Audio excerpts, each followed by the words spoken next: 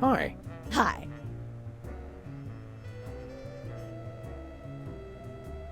You got this stage set up awfully fast. You must have an army of minions to do your bidding. No, it's pretty much just me. I used to have a stagehand, but she went to watch the Myra show. All the more impressive then. Sawing the hole in the floor was the hard part. What can you tell me about the show you're shooting here? Embarrassing Idol, standard drill. Amateur singers with delusions of ability perform in front of a camera. Judges heckle them, and the public gets sick pleasure out of watching the carnage.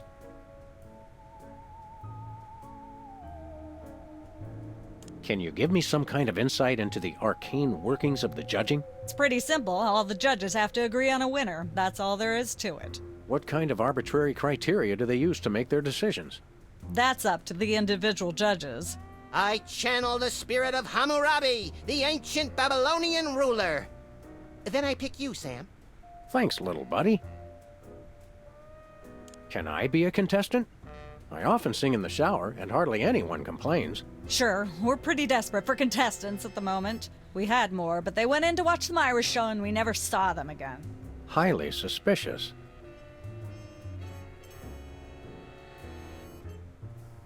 What allegedly valuable prize is bestowed on the lucky winner? The winner gets a standard exploitation recording contract with a major label. If you're going to be exploited by the best. That seems clear. Thank goodness. What's it like working with the soda poppers? Oh, the usual. They prance around and make unreasonable demands, but they knuckle under because they're desperate to be working at all. Same as the rest of us, really. Your bleak outlook is oddly refreshing. Well, I'm sure you're very busy. You got that right.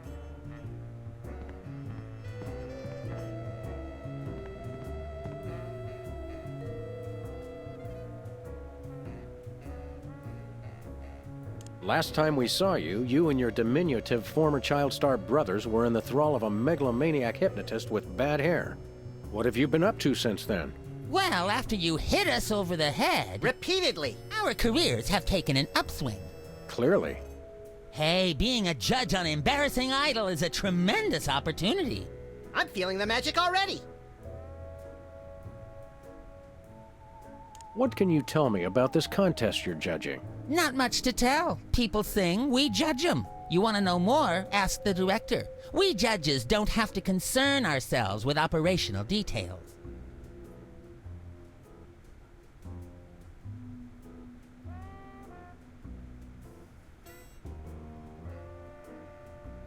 Tell me about the criteria you use in judging a singing contest, such as this one. I'm a stickler for technical proficiency. Usually I look for a high note. Someone who can hit a really high note always impresses me. I see.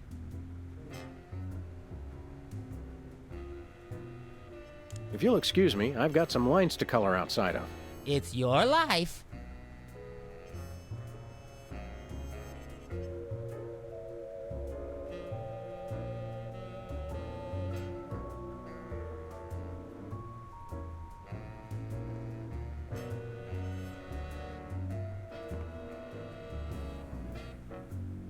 Tell me, old judge, what gruesome qualities do you look for in a singing performance? Fraternity! I'm voting for Peepers no matter what. He's my brother. The one who didn't forget my birthday today, I might add. I said I was sorry.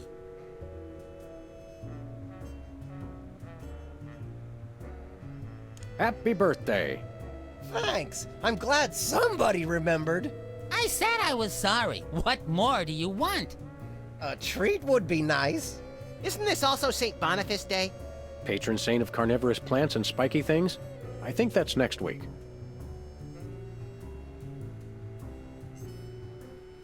What kind of perks go with this gig? Do you get fancy dressing rooms and candy sorted by color? Ooh, craft services food.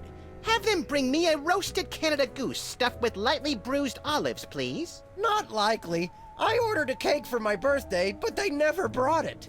I think the craft services crew all went in to watch the Myra show, like everybody else. All we got was a basket of tomatoes. Ugh. What kind of preposterously un-American weasel are you that you don't like tomatoes? I like them just fine, but they don't like me. What do you mean? I once spent 12 hours in the bathroom after mistakenly eating a cucumber that was sitting next to a tomato on the plate. Say no more. Can you eat those little cherry tomatoes? They're small. No! No tomatoes, tomato juice, tomato paste, nothing, or I'll be out of commission for hours.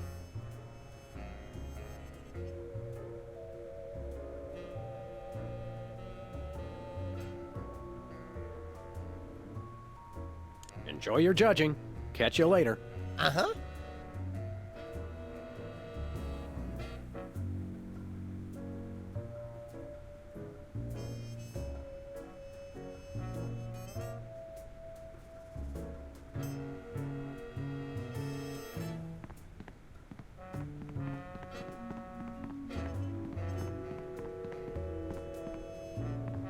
Well, well, Peepers, you underdeveloped former non-psychotherapist you.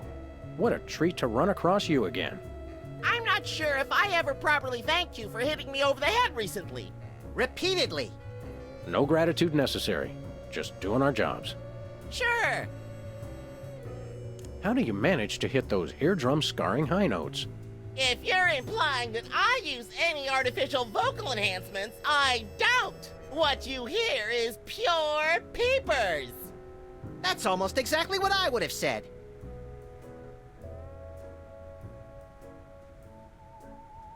Really, is there any trick to hitting the high notes like you do? Look, I told you I don't use any artificial vocal enhancement, and I resent the implication. I have a gift, that's all. Your lyrics have an intriguingly vapid quality. Did you write them yourself? Of course! Any similarity to lyrics from other wildly popular songs is meant as homage, not theft. I'm dying to know. Is there any truth to the rumors about lip syncing on the old Soda Poppers TV show? We only did that on the released version.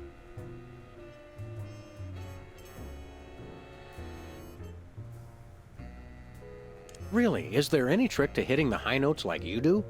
Look, I told you I don't use any artificial vocal enhancement. I'll leave you to whatever it is you're doing over here. Good luck.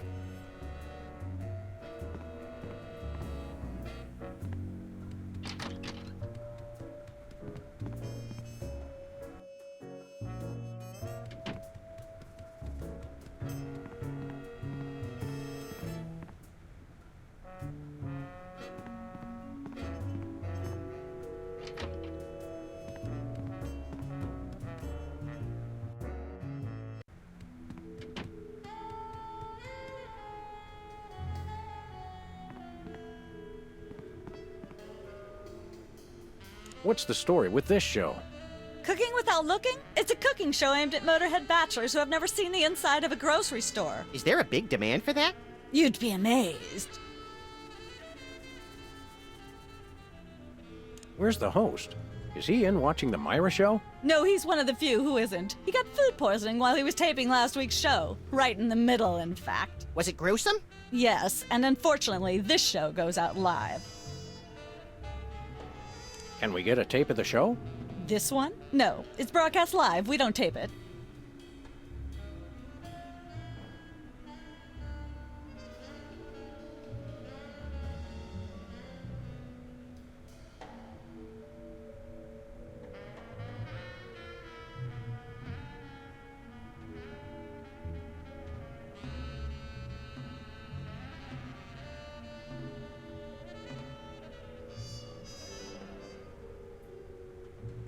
How do you do that teleportation trick where you're always everywhere ahead of us? Trade secret, honey.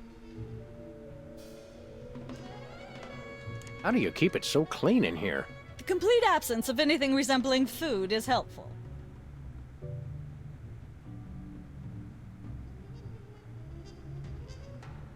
Aren't there fruits or vegetables of any sort around here?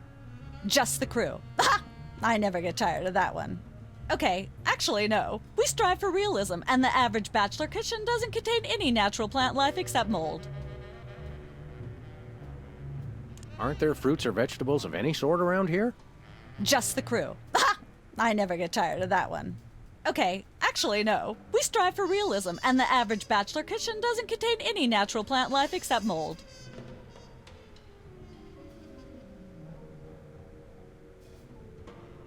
See ya. Probably.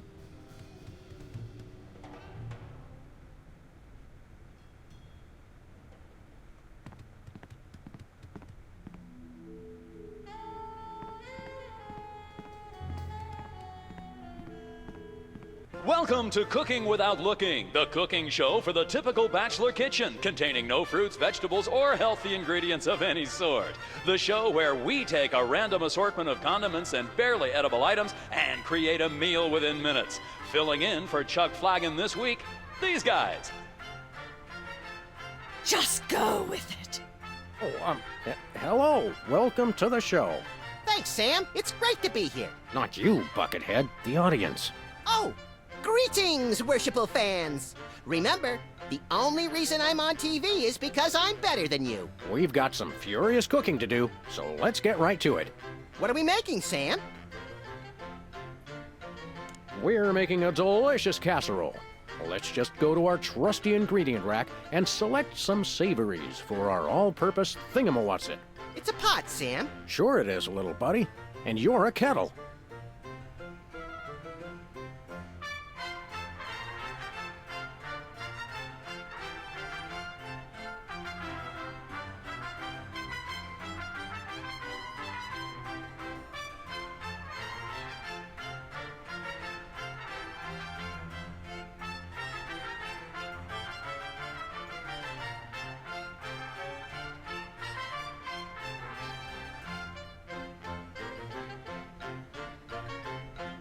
A pinch or two of wombat secretions.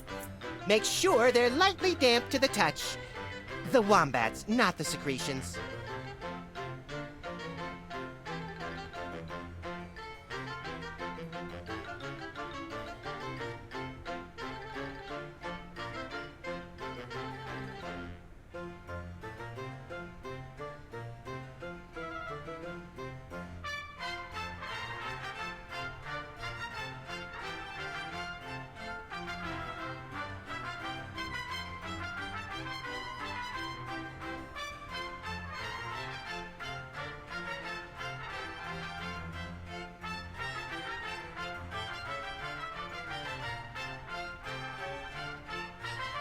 Of course, who could forget the asbestos sprinkles? This stuff isn't just for school lunches. Real kitchens use it too.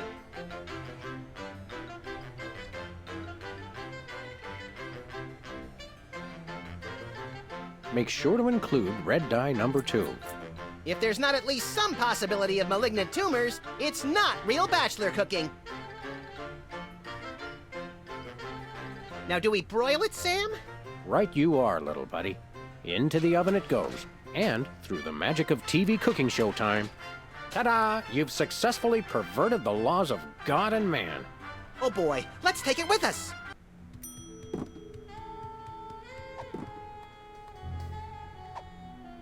Welcome once again to Cooking Without Looking, the show where we use absolutely no natural ingredients whatsoever and still make something you guys can choke down. Filling in for the inconveniently food-poisoned Chuck Flagon, these guys. Thank you, and welcome to the show. What are we making this time, Sam? Today we're baking a cake. Let's visit our rack of ingredients and add flavoring to the flavoring pail. I'm pretty sure that's a pot, Sam. Max, let's leave the cooking to me and the eating to you.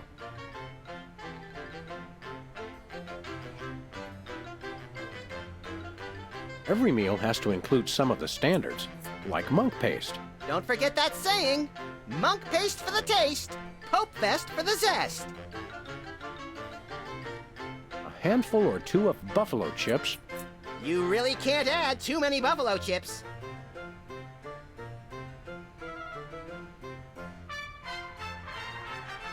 You'll want to crush up some dried dingo kidneys. Come on, bachelors. You know you have them. Look under the sofa cushions.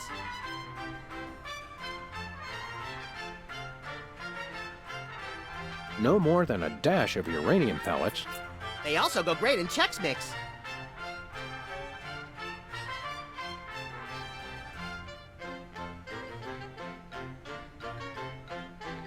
We've already got that thing we made before.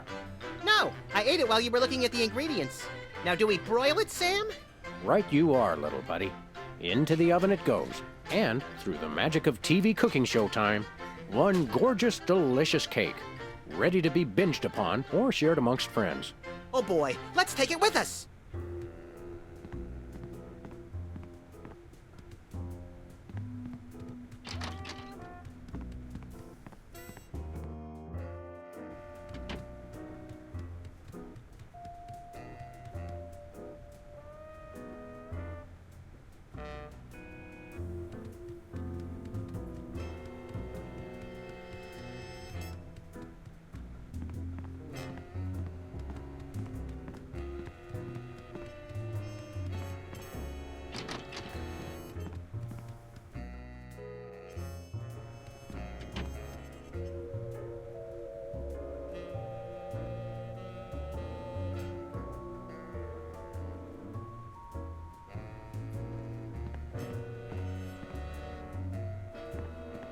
Can I look at these?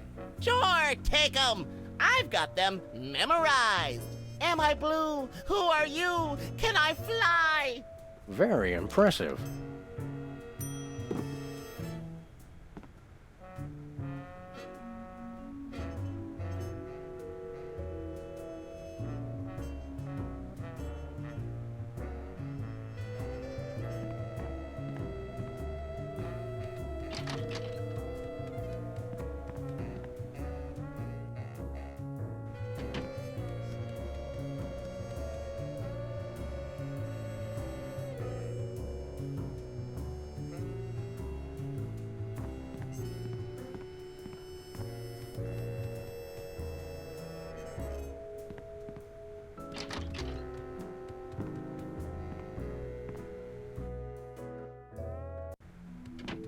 Look, Max, there's the door to Myra's set.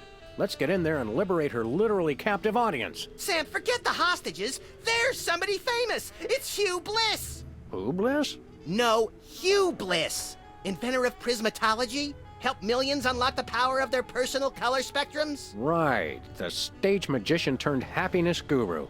Like we didn't have enough of those already. I want to meet him. Fine, but if he magically pulls another rainbow butterfly out of somebody's ear, I'm leaving. Hi, Hugh Bliss. Hi, I'm Hugh Bliss. Yeah, we know. And you are Sam and Max, freelance police. How do you know? Do you believe in magic? 'Cause I do. So, Hugh Bliss, what brings you to WARP? I too am here to meet Myra. How do you know we came for Myra? Oh, don't you see? I can read your mind. As the resident doubting Thomas of this crime-fighting duo, I consider it my civic duty to say, prove it. Okay, think of something, anything.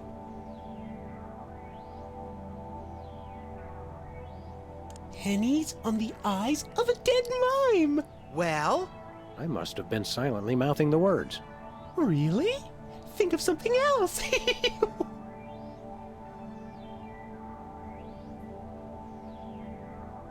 6,373,411.98. Sam? Lucky guess. Was it? Think of something else. Hugh Bliss is a big fat charlatan. Was he right? Big deal. Everyone thinks that. Oh? Think of something else. Enough of this ridiculous farce. Stop it. Do me! Do me! Oh my! That's unspeakably depraved. Yeah, you got it! Wow, you're amazing. What's your business with Myra? I'm to be a guest on her show, silly. Yeah, silly. I'm spreading the word about my new book, Emetics, the Handbook for Multicolored Happiness. Take a copy when you leave. Can you just give us the 10-word summary instead? We're on a pretty tight schedule. 10 words. Oh my! How about prismatology is the answer? Unicorns are pretty, and rainbows too. That's 10. What's the story on this Prismatology is only the greatest intellectual, emotional, and spiritual revolution ever to grace this fair planet. Thank goodness we have someone who can give an impartial assessment. Shh! Tell us more. Join Prismatology today, and you too can experience the magic of true bliss.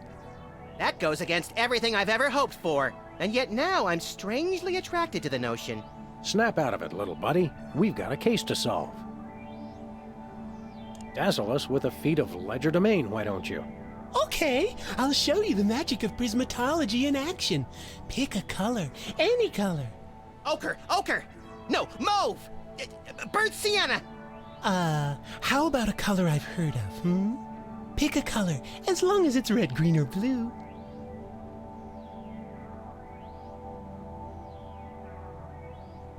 Do blue, Hugh. Oh! I know what you're thinking. Is it real or is it illusion?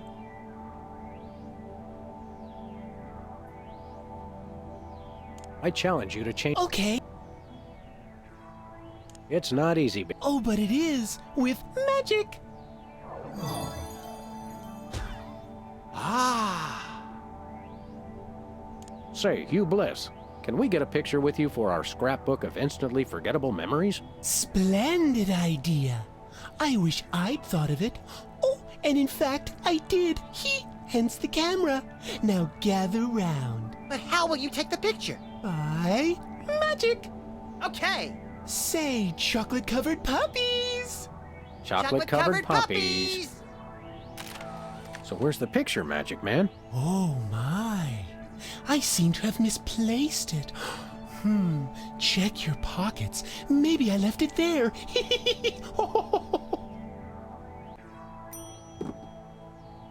Sorry to interrupt your little joy fest, but I've got a situation here. Never fear, pretty lady. Hugh Bliss is here. Yeah. Anyway, our game show host went on Myra hours ago and he still hasn't come out. Think you can fill in till he gets back? Can a butterfly fly? Yes, it can. Oh, what do I do? When a contestant comes to the podium, just read him a question from the card. Then, when he gets it wrong, insult him and tell him to get off the stage. Oh, no. Prismatology teaches us to love everyone, no matter what. Right, just read the cards. Okay. I still love you.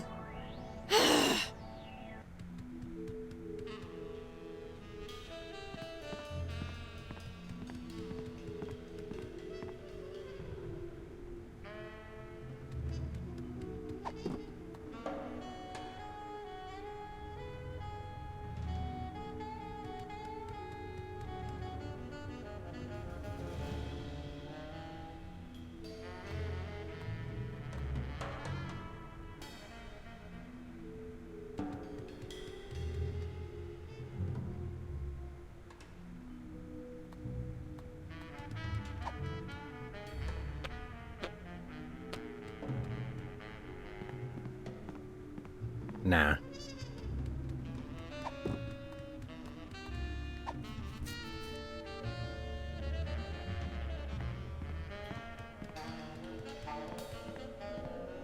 We've got a contestant, people! Hit it! From somewhere deep within the bowels of WARP, it's Who's Never Going to Be a Millionaire with special guest host Hugh Bliss. Hi, I'm Hugh Bliss. Our first contestants are a pair of professional freelance police officers. They enjoy firing their guns randomly and running over things. Please welcome Sam and Max. Listen, Sam, they love us! Welcome. You know the rules. If you can answer even one question correctly, you'll walk away a millionaire. Start loading the armored cars, Hugh, because my brain's stuffed with enough worthless trivia to power a small Chilean village for decades. It's true! Okay, are you ready? Oh, happy day. It's an easy one. If a man sets out from the Horsehead Nebula in a spaceship traveling at thrice the speed of light, and his father leaves from Rigel too, at the same time going half the speed, how many nanoseconds will it be before time paradox causes the first man never to have been born? I'm not sure, but I'll say false. That's not really a valid answer. You lose! This is an outrage. I demand a recount. We do have a fabulous consolation prize, a copy of Emetics by me, Hugh Bless. No thanks. I'm content to leave with just my burning shame and newfound sense of inadequacy. Okay. Find out which poor schmuck will be the next to blow his chance at millions right after these messages.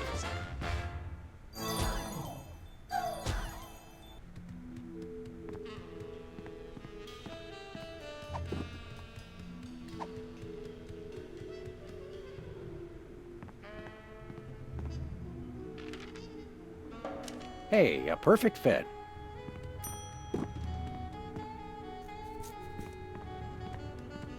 We've got another contestant. Hit it! Welcome back. Our next contestants are these guys again. Okay, are you ready?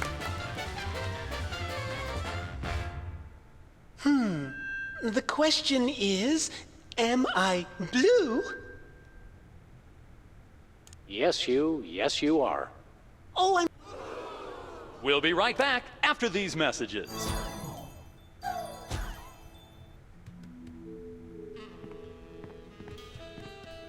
We've got another contestant. Hit it! Welcome back. Our next contestants are these guys again. Okay, are you ready? The question is, who are you? I'm Sam. You think you're Sam, huh?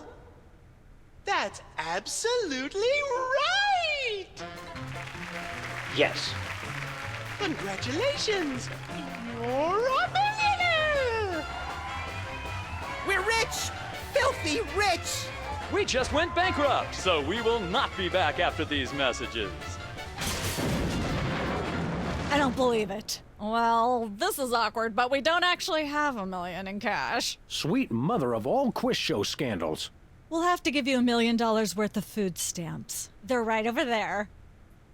Hold on. Can you buy deep-fried licorice ropes with food stamps? We'll take it. 1, 2, 3, 174, 175, 999,999, and $1 million. Let's go spend it, Sam. It's burning a hole in my pocket. It's putting quite a bulge in mine.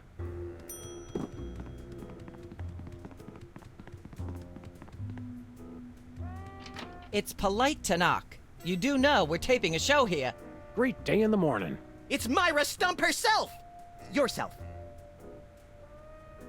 How about letting your hostages go now? What do you say? Hostages? They're my guests. You know, if there's one that fries my burger, it's the rampant victim culture in American media today. Oh, boo-hoo! Myra's audience all got luxury minivans. Now they have to worry about where they're going to park. Bah! I know what you mean, Myra. It's like I'm always telling people, don't think of it as a bullet wound. Think of it as a transfusion opportunity. Seriously, we're officers of the law, more or less, and we'll have to insist that you free the hostages. Of course. Just as soon as the show's over. And when is that exactly? Oh, who can say? We still have so many gifting opportunities. I just found a year's supply of industrial strength soap backstage. I think I'll give that away. Or else have a valuable lesson on curing potty mouth. Can we come in and see the show? Can you? Don't you mean? May we come in and see the show? That's much better. No, we're at full capacity.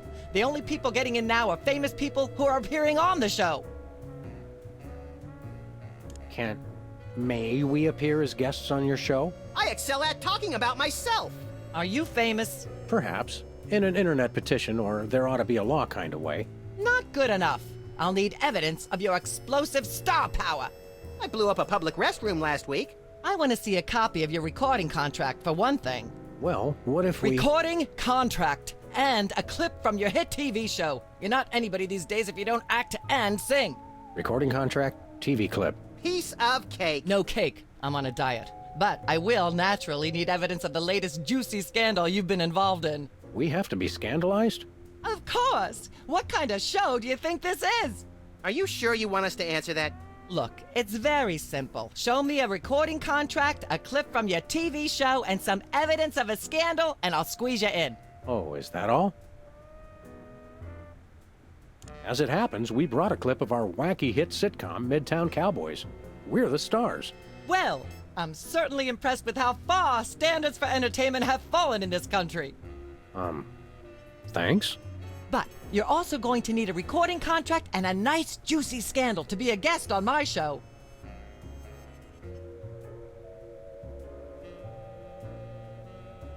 I'm gonna go get my autograph book. We'll be right back. It's too nice to stay indoors. You boys should go play outside. And you should stop making that face, dear. It'll stick if you're not careful. What face?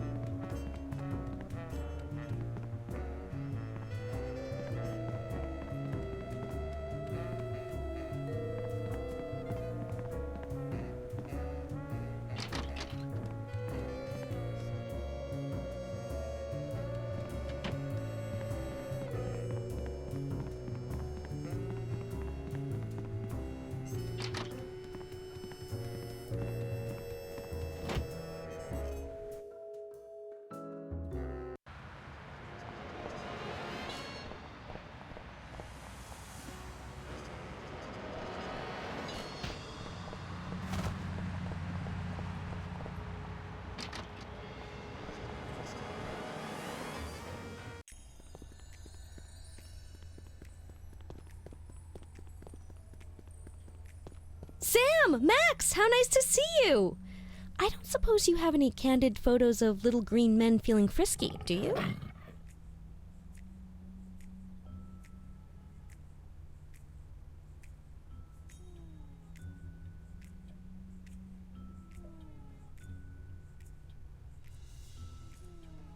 What? It's my new career. I'm a tabloid publisher specializing in the thoughtful analysis of groundbreaking news of interest to myself and others like me. What's it called? The Alien Love Triangle Times.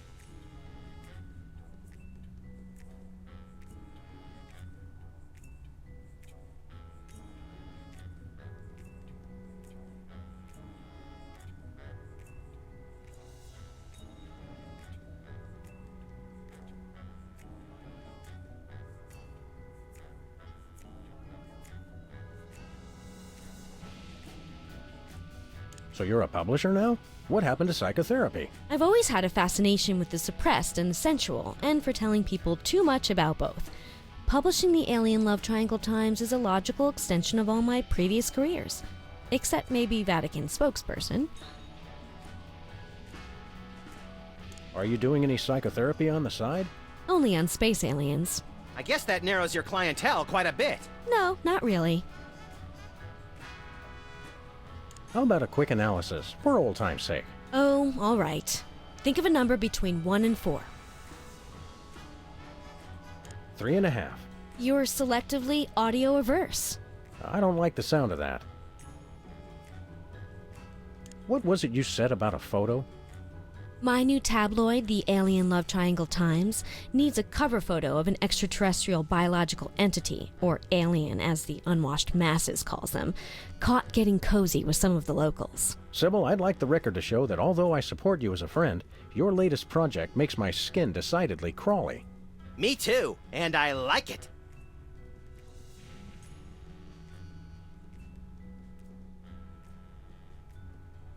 There's nothing like good, hard-nosed journalism. You said it. It's time to find out the real answers to the real questions. Like what did those poor cattle do to deserve that? No. What do aliens do for romance? Do they love? How do they get their otherworldly thrills? By playing slots in Keno? That'd explain why they're always seen in Nevada.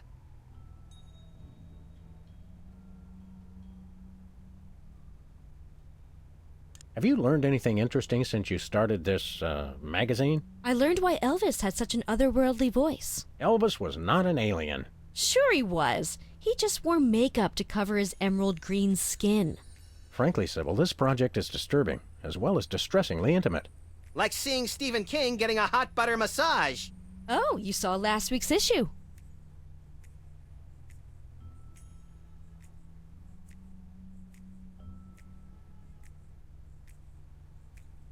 So, you're looking for a cover photo of little green men canoodling, right? Yeah, though I'm kind of desperate at this point. Basically, I can use anything as long as there are 3 beings in the shot and at least one of them's an alien. It is the Alien Love Triangle Times, after all. Got it.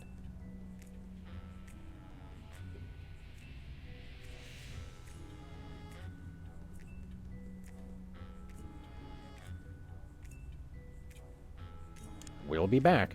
Keep watching the supplies.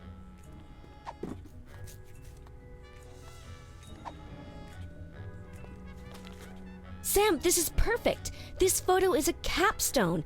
It succinctly summarizes over 30 years of extraterrestrial-related photographic evidence. Sybil, that photo is a hoax. Exactly. I couldn't have asked for better. Now I can print the paper.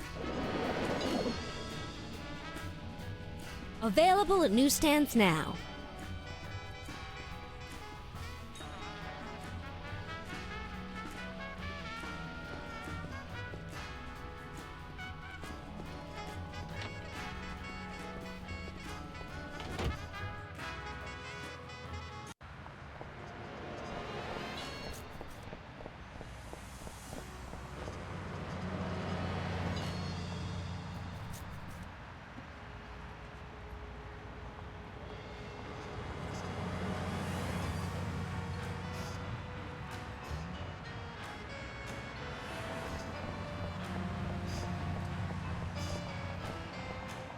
Has been Brady culture behind bars.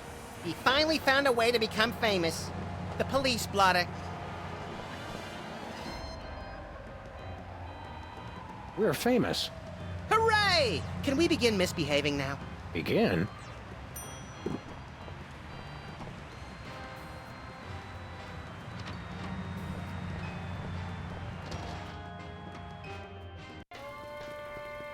It's Sam and Max. I saw you on the telly. How do you watch TV from in there? Oh, I've got monitors you don't even know about.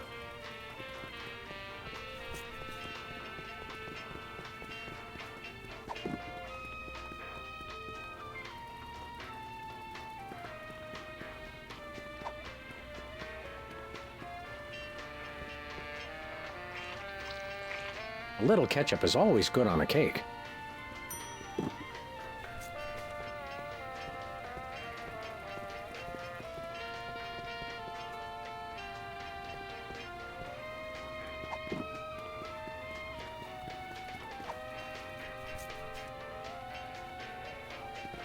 We want to buy something.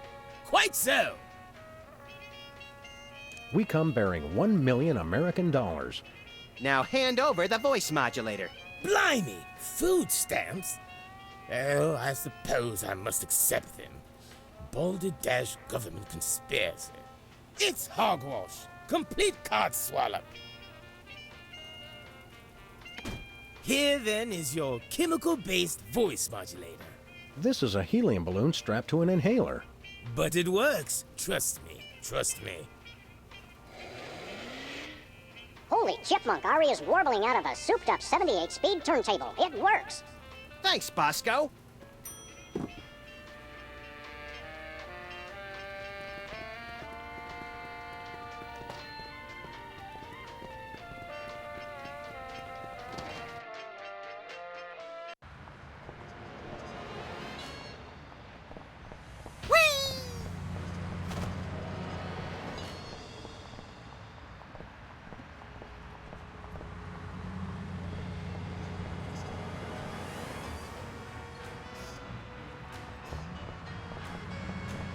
Where are we going, Sam? The TV studio.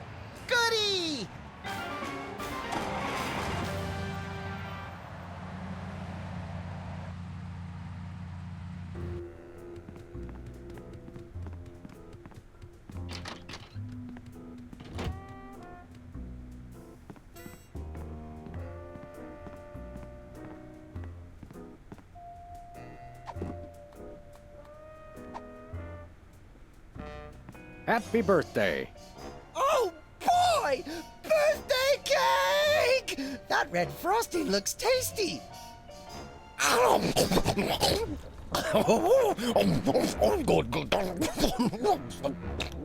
Excuse me. Boy, that was really... really... uh-oh. Time out for number 2! What the? Darn it! He'd better not be going to see Myra. Well, anyway, we can't wait. We'll just have to finish the show with only 2 judges. Whatever you guys agree on goes. Vote for me!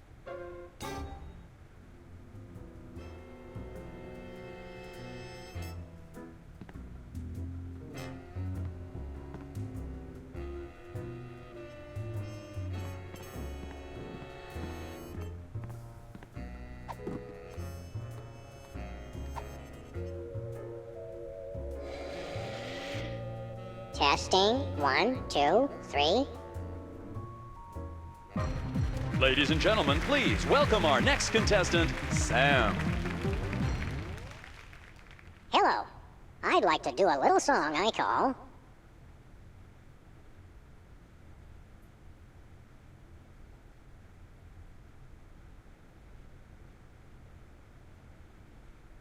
Busted Down Hound Dog Blues.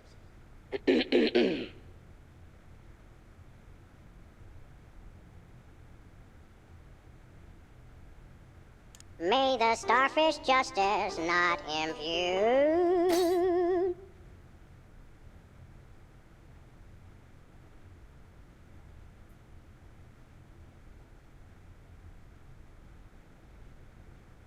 She's the headline, page 1, the Tribune.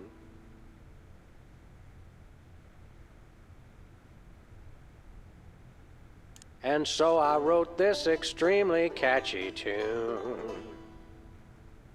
And let's hear from our judges. Bravo! Your wobbly tenor is way better than Peeper's shrill squawking.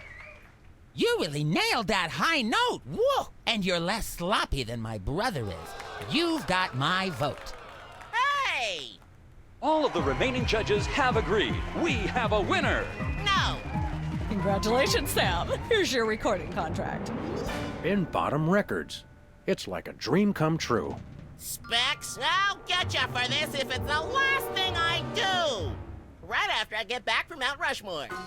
Rushmore? I'd better go after him. I just remembered. I have to feed my goldfish. Are we still taping? Be sure to join us next time on Embarrassing Idol.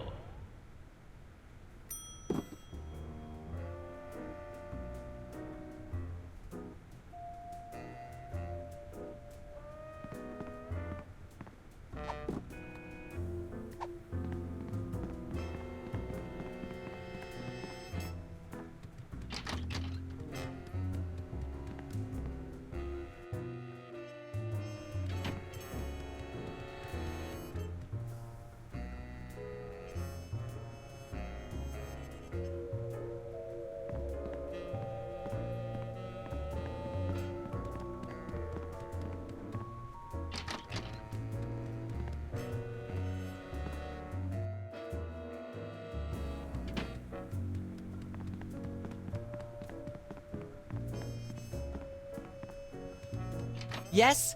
Oh, you two again. Well, what is it? You've got the length of one commercial break to explain yourselves. Remind me what you're requiring. Of course, What if we have our own video game? video games. Ugh, those things will ruin your eyes. They're awful. We do have a recording contract. Bin Bottom Records. Take a look. You should have us on as guests. I like my guests to be celebrities audiences are talking about. Have you been embroiled in any juicy scandals lately? Our landlady thinks I'm the one who broke the dryer in the basement. Come back when the media is talking about you. And don't forget to wash behind your ears first. Actually, we graced the cover of the current edition of the Alien Love Triangle Times. How's that for a scandal? You'll have us on your show now, yes? Oh, I suppose so. If only so I can talk about America's lamentably endless fascination with depravity. Yay! Hey! Naturally, I will expect you to be on your best behavior and agree with everything I say and answer every question I have and don't interrupt and keep your elbows off the table and use your indoor voice. What about... While you're on my show, you stay in your seats at all times. You do not interrupt me when I'm talking, and you treat the audience with the utmost respect, even if you become less sure with each passing year that they deserve it. Now, I'll call you on stage in a minute. Gosh, Max. Celebrity is just a never-ending set of arbitrary goals one accomplishes to appease a dismissive and distracted, if not entirely absent, authority figure. I don't know if I agree, Sam, but I've begun my decadent slide into a depraved personal hell just in case. Give her a hand, everyone! Bessie Bovine reading from her new book, The Heart Has Four Stomachs, Ruminations on a Life in Hollywood, out now in all major bookstores. This microphone is starting to spark from overuse, but that doesn't mean we're ready to pack it in. We've got the stars of the not-quite-canceled sitcom Midtown Cowboys, who also happen to be the winner and judge of TV's Embarrassing Idol. Ladies and gentlemen, Sam and Max.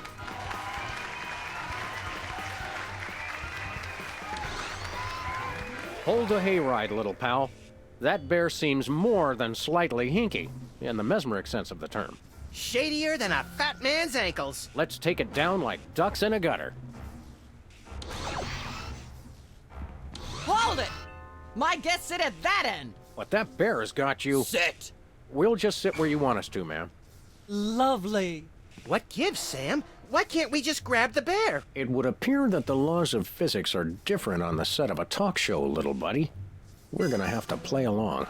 Sam and Max, you're talented, hot new celebrities who've taken the entertainment world by storm. So naturally, we all want to hear everything about your involvement in the scandal detailed in the Alien Love Triangle Times.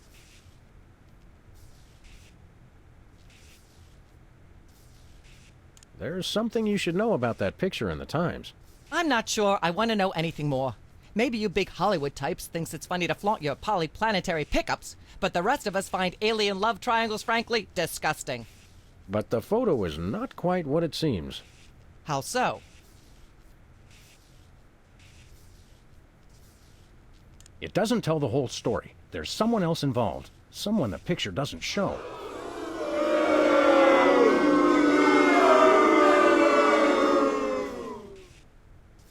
How shocking. Who?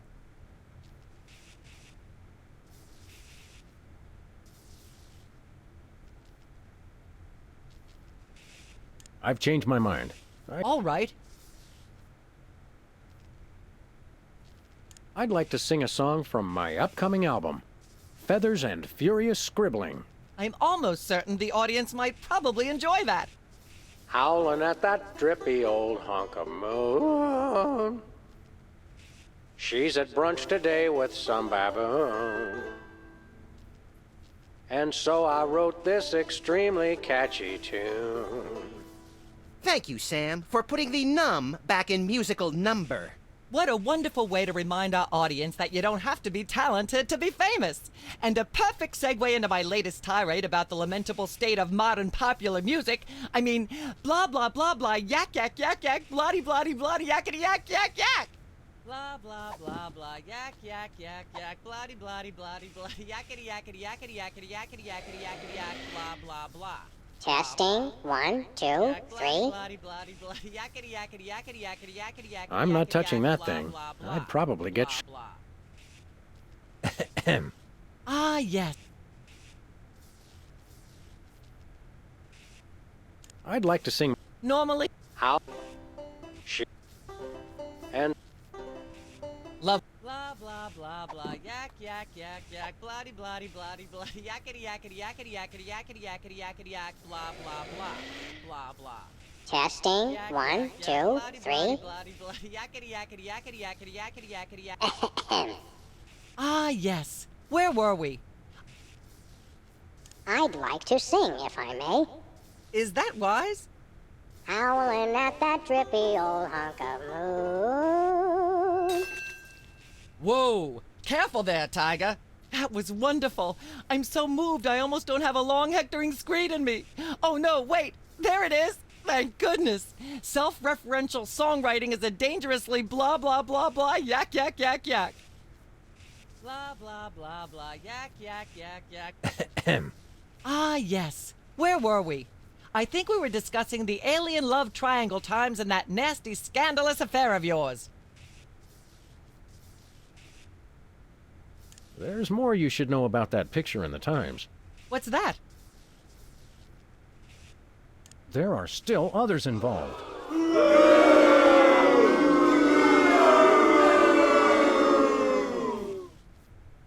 Incredible.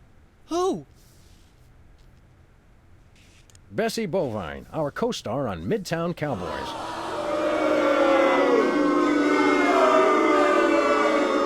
Oh my! Audience, shall we bring her back out again?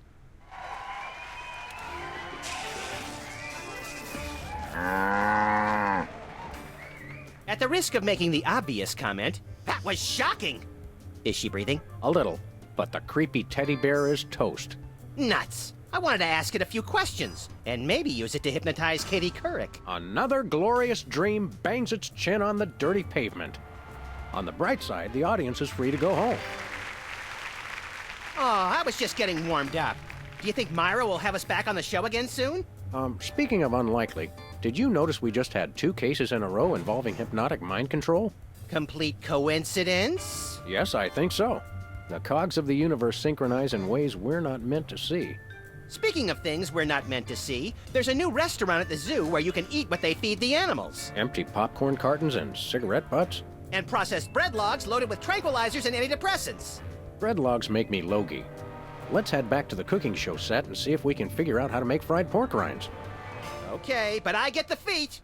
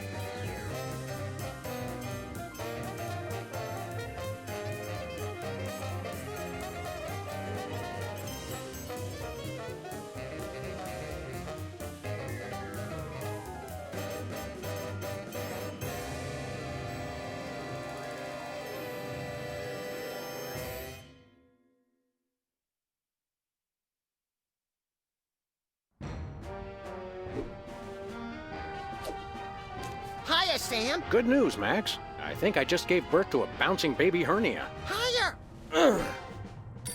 I got it! I got it! Ow! Hello. Yes, Commissioner? Holy cap-wearing catfish flopping a crime beat. We're on our way.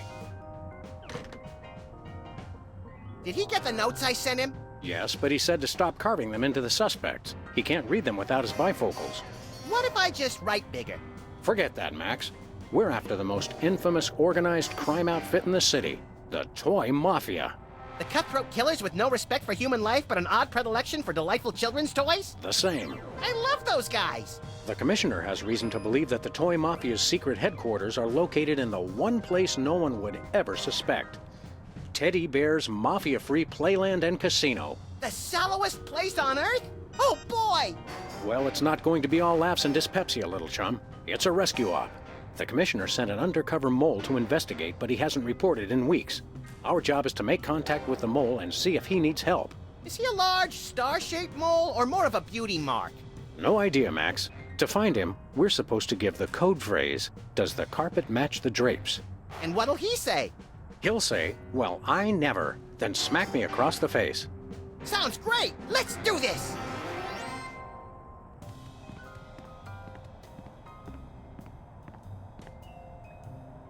Hey, an ace. An extra card up your sleeve never hurts. Except when the other guy catches you with it and decides to riddle every inch of your body with high-caliber bullets and then dump your mutilated corpse in an empty field. Yeah, except then.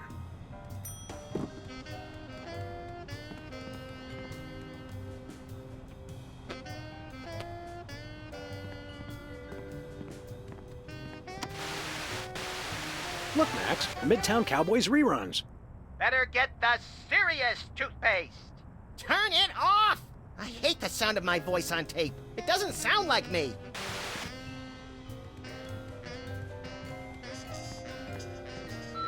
Hi, Sam. This is yourself. Don't forget to listen to the answering machine messages. And give Max a smack from me.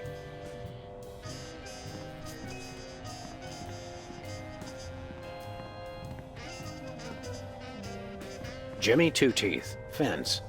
It's a sad day when hard-working rodents have to make their living as a freestanding form of enclosure. I think that's fence in the buys and sells stolen goods sense of the word. Beat it! You're getting in the way of my customer! What customers?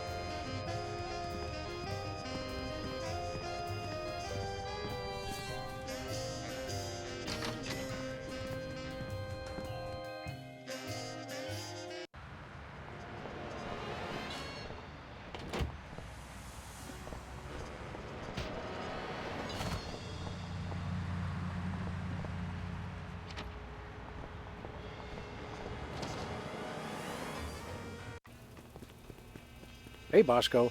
Nice flapjack. Son of Cordon Bleu, who is this Bosco? Hey guys, it's me, Bosco. No. But you may call me Jean-Francois Bandepart, the new French anarchist. So, Bosco, why'd you get Frenchified? They saw right through my British disguise. I don't know how they did it, but they found me. Who? The Mafia. The Toy Mafia. They've got it in for me. Take a number, guys. What manner of nightmarish atrocities has the Toy Mafia committed against you? Nothing. Yet. But I know what they are planning. And it is terrible. Are they planning to tie you down, tape your eyelids open, and turn on the 24-hour Midtown Cowboys channel? Well, not that bad. I have reason to believe they are planning to deliver something to my store. Another delivery conspiracy? What could a band of ruthless toymongers possibly want to put in here? I don't know. But it is no matter. They will never be able to deliver anything to my store. Well, my name is not Jean-Francois Bandepart. But your name's not Jean-Francois. Shh, they don't know that. What's keeping the Toy Mafia from making a delivery? Well, for one, I am watching always. They will never sneak past me. Yeah, just like Whizzer couldn't sneak past you. And two, even if they do get past me, I got a failsafe. It's the greatest invention the world has seen since BTADS. I call it the Bosco Tech Anti-Delivery System. What's the acronym for that? Also BTADs. It is a BTAD Part 2. How does BTAD's Part 2 work? First is the anti-delivery camera. It keeps a massive photo recognition database of every inconvenient item I stock. How completely impractical.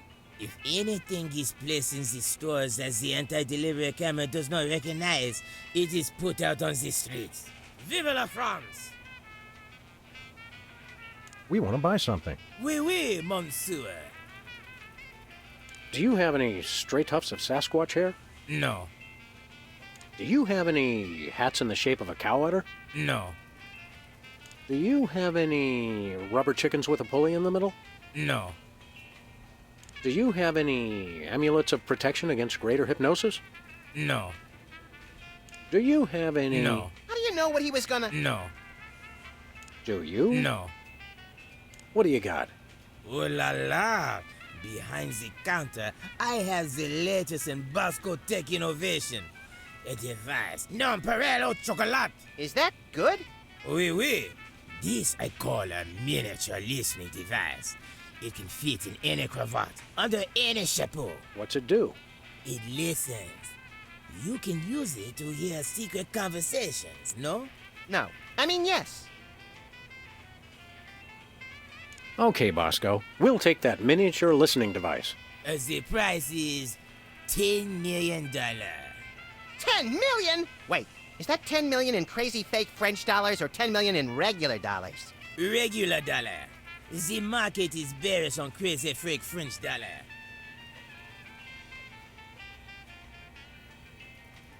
Give us that miniature listening... 10 million. We'll be back if an... Nothing for us right now. Does the carpet match the drapes? No. And you know why? Because the man does not want them to. He is threatened by their potential unification. Mm-hmm.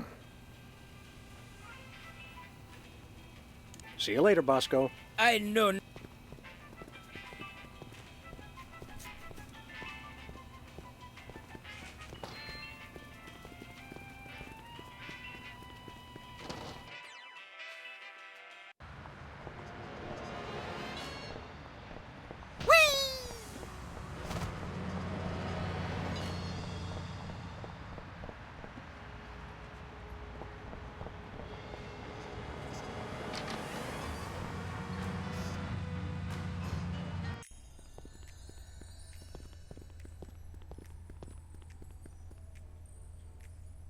Hello, Sam. Hello, Max. Hey, it's our favorite short attention span careerist. This time, I've found the job for me. I've become a professional trial witness. What exactly is a professional trial witness? Oh, it's great! We give dramatic testimonies, sequester in ritzy hotels, and order room service in the name of truth and justice. It almost sounds like you're enriching yourself at the expense of this country's overcomplicated legal system. Do you have a problem with that, Mr. Freelance Police? Yeah, why didn't we think of it? What led you to decide to become a professional witness? Publishing the Alien Love Triangle Times taught me a lot about the truth, you know? The truth is far out there? Exactly. And then one day I got called for jury duty, and the rest is history. What's your next career gonna be? Oh, there is no next career. I'm sticking with trial witnessing for good. No, seriously. Any ideas about your next cockamamie profession? I resent that. Do you have your first case yet? No, but I'm waiting for a call from the district attorney. He says he's got something I'd be perfect for. You don't feel uncomfortable getting a case first and then being a witness for it? Not at all. You see, the problem with most trials is that crimes are witnessed by someone who's unprepared for what's going to happen, or who doesn't have sufficient training or skills to accurately remember or relate what happened.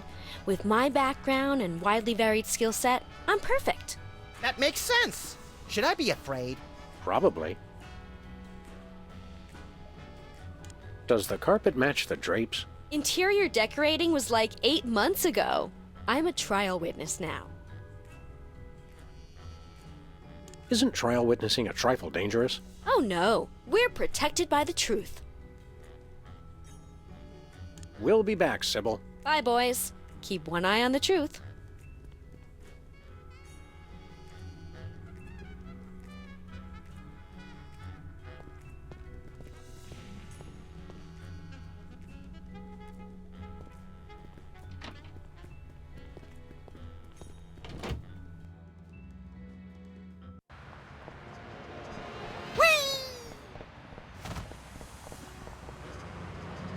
Where are we going, Sam?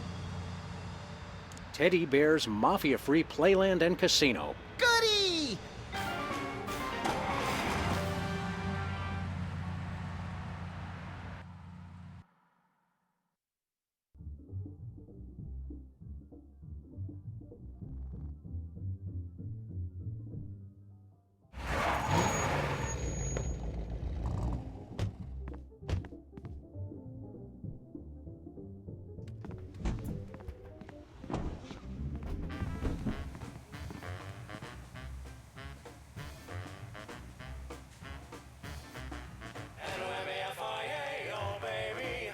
Welcome, generous friends. Days and weeks and tokens to spend. We're just regular businessmen. Just you and me and Teddy Bear. Welcome to Teddy Bear's Mafia-Free Playland and Casino. That face. My name's Lovey Bear. Boy, do we have some fun and games for you. Here, take this token amount of tokens as our way of saying welcome, and go spend a lot of money. Holy domesticated Ursons, Max. Lovey Bear here's got the same head as that hypnotic teddy bear from Myra's talk show. You think that little talk show bear had a litter of giant babies? I don't know, Max. Call it canine intuition, but I think our mole discovered something about these teddy bears he shouldn't have. We've got to find him and get to the bottom of this. You're lucky this mask doesn't have ear holes, or I might have heard that secret conversation you just had right in front of me. What? Sorry, I wasn't listening. You give tokens to first-time customers? That's right. Go on, enjoy. Live a little. It just seems like bad business sense. Okay, tell you what. 13 hours from now, when you're trying to pawn your little friend here to pay off the VIG, we can talk then about bad business sense. Okay, we'll come back then. I hear you have a mole problem? Hey, it's a genetic condition. You should have seen my father's back. Holy cow, I'm actually being too subtle. First time that's ever happened. Maybe I should just stick to the code phrase. Does the carpet match the drapes? If Don Ted E. Bear says so, they do. Don Teddy Bear? I thought this place was mafia-free. That's right, kiddies. 100% mafia-free. No mafia anywheres. Come on, True. We're looking for somebody who works here. Look, I just greet the guests. You want to know who works here? Talk to Don Ted E. Bear. He's in charge. Where's the Don? He's got, business in the back room. You know what I mean? What kind of business? Yeah, the kind of business that gets said like it's got quote marks around it, so's you know not to ask. Thanks, Lovey Bear. Enjoy, and remember, if you're not losing, we're not winning. Look, Max, it's a beloved carnival game with a delightful mobster twist. What better way to relax than by offing fake rodents in the most violent way imaginable? Note, please supply your own firearm. We always do. Insert token to play.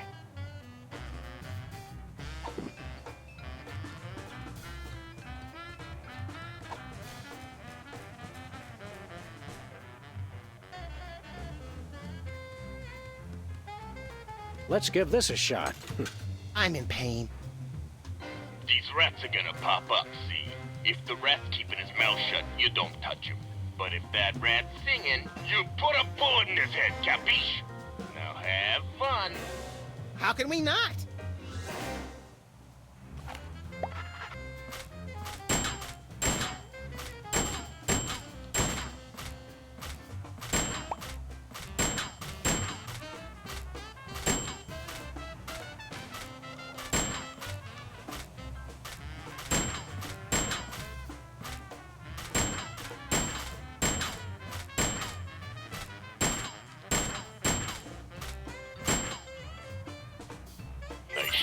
kid. My high school guidance counselor was right. I should have become a mafia hitman. Look, there's the prize. As advertised, it's an almost entirely worthless teddy bear refrigerator magnet. Hey, let's find someone with a metal plate in their skull and redecorate their forehead. Oh, Max, you really know how to find the bright side of everything, don't you? Yes, I do. Now let's go shoot something.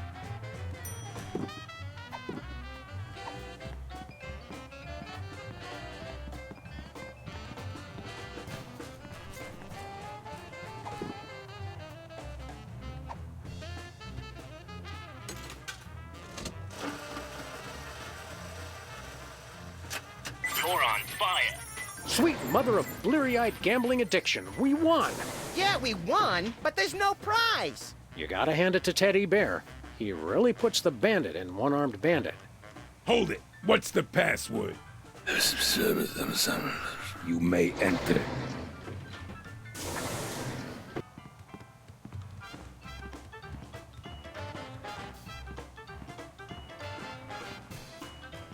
Teddy Bear's original meatball sandwich. Looks tasty.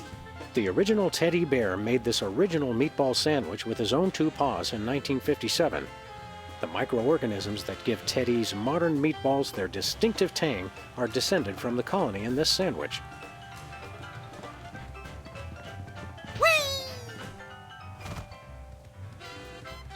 Well, what do we have here? I'd say the circus was in town, but I know for a fact they won't be here till next Friday, so you must be here to play cards. Depends. Who are we playing? The name's Steak Charmer. Leonard Steak Charmer. And let's just say I didn't rack up 10 million tokens by getting lucky. How'd you get him then? By cheating? Look, Rabbit, Leonard Steak Charmer's no cheat. He's just that good. Okay, what's the game, Steak Charmer? Truest test of skill there is. Indian poker. That's enough for now. Okay. A common mistake.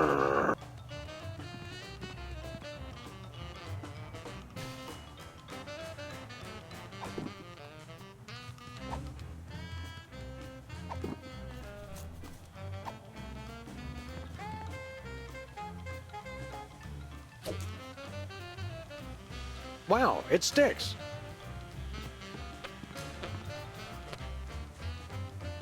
Hey, Leonard. How exactly does one play poker of the Indian persuasion? You know you're off to a good start when your opponent doesn't even know how to play. You ever consider that we might be card sharks? Or sharks? You know, the kind that eat people for being overconfident? Whatever. Look, it's simple. We both get dealt a card which we put on our forehead without looking at it. So we can see each other's card, but not our own. Pretty sharp, McGruff. Don't call me that. And you make a bet if you think you got the higher card, or fold if you want out. That's it? Yep. Then we see who's got the highest card, and then I win, like always. Well, when you put it like that, we'd be fools not to play. Leonard Steak Charmer, huh? You don't look like a Leonard Steak Charmer. Oh, yeah?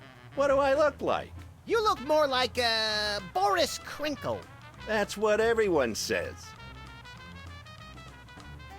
So are you a real Indian? Yeah, I'm a wooden Indian. As in, wouldn't bet against me if I was you. I'll kill him. Not yet. How do you get anyone to gamble with you? Frankly, you seem shady. I offer great odds, and I possess a certain subtle charm. I hate to break it to you, but non-existent and subtle are 2 different things. Maybe charm is a euphemism for gum disease. Look, I'm here to play poker. Are we gonna get this dog and bunny show on the road or what?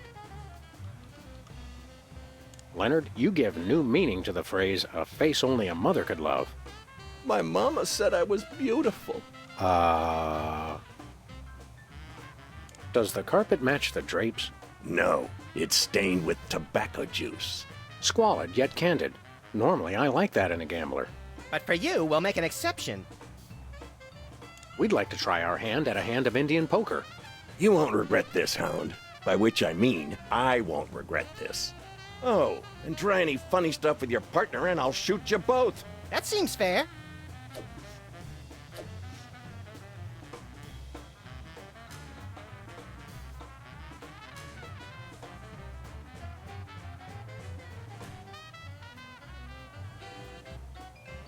I got 10 million tokens says I got a better card than you. I'm betting it all. Sweet second mortgages on a summer home. We can't match that. Tell you what, Pooch. I'm feeling so confident. I'll give you 10 million to 1 odds. Just bet 1 token and you can win the whole pot. Those are mighty good odds. No, they ain't, Deputy Dog, because I never lose. Ha ha ha. So, you in or out? Sure, we'll bet a token. Sorry, Fido. You lose. The dog wins. What? You cheated me! What are you talking about, Leonard? How did we cheat? You... Pay up, Steak Charmer. Mama, why weren't you watching over me? I'm ruined. Let's go, Max. Leonard and his dead mother need some alone time right now. Yeah, let's go see if we can play Whack the Rats 10 million times in a row without passing out.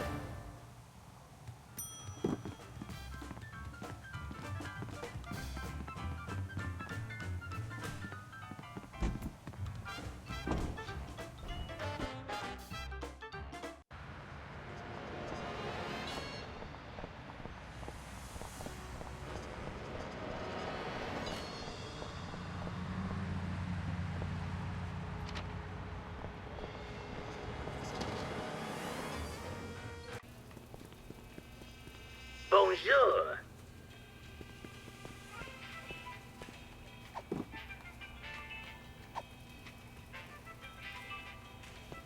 We want to buy something. Oui, oui, monsieur.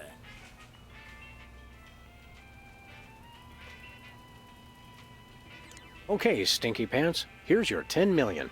By the sacred stench of St. Gainsbourg, these are not American dollars. No, but there are 10 million of them. Well, the prizes at Ted Hebert's can be quite useful. I accept, and in return, I give you the miniature listening device. This is a bug. Precisement. Does this thing really work? Does this thing really work? That answer your question? Now listen up, maggots. I am a bug. Drop me in enemy territory and I will get all the information you need. You just make sure to pick me up again, and I will repeat every word. Every word! We'll be putting you in some situations that could be a mite precarious. Think you can handle it? I was in Nam, boy! You don't want to know what I've been through. They slaughtered ladybugs. Ladybugs! And that's not all. I seen them kill larvae. Larvae! So yeah, I think I can handle it. Now I need some shut-eye before the mission. Put me in your pocket. In your pocket! Move, maggot! Sir, yes, sir.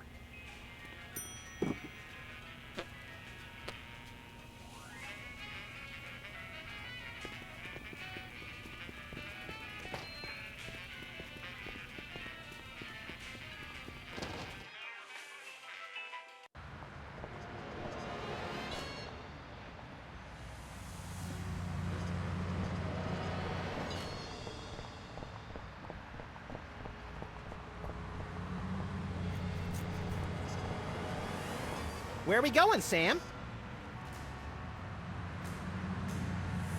Teddy Bear's Mafia-free Playland and Casino. Goody!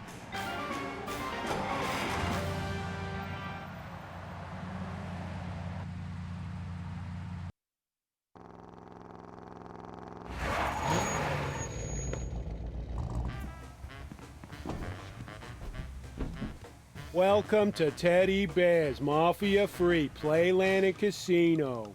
Step right up, kiddies. We got fun and games.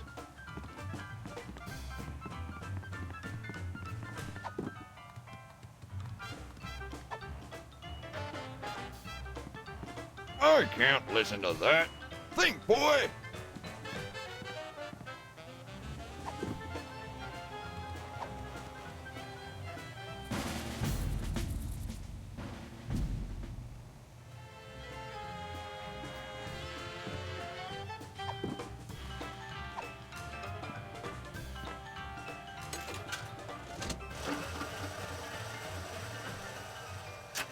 You're on fire. Still no prize. We're wasting our money, Sam. Hold it. What's the password? You may enter.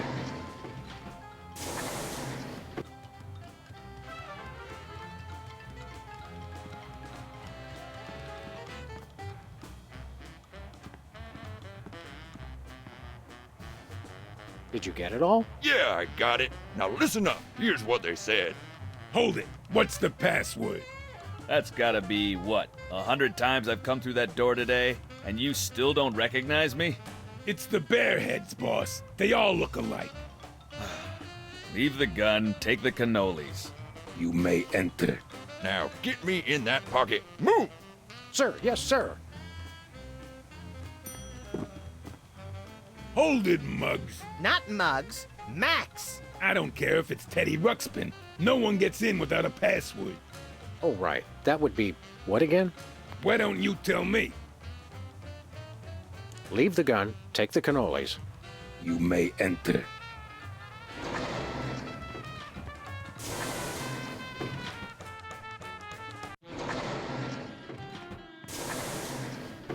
This is it? Where's the food? Surely there's a buffet back here.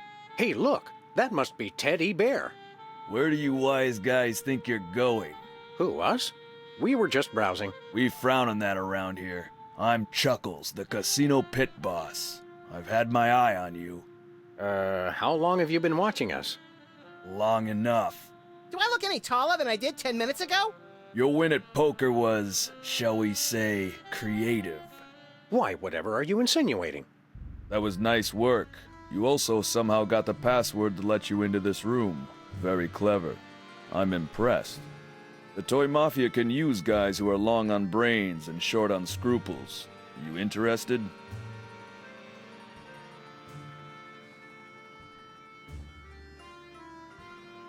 What Mafia? Exactly.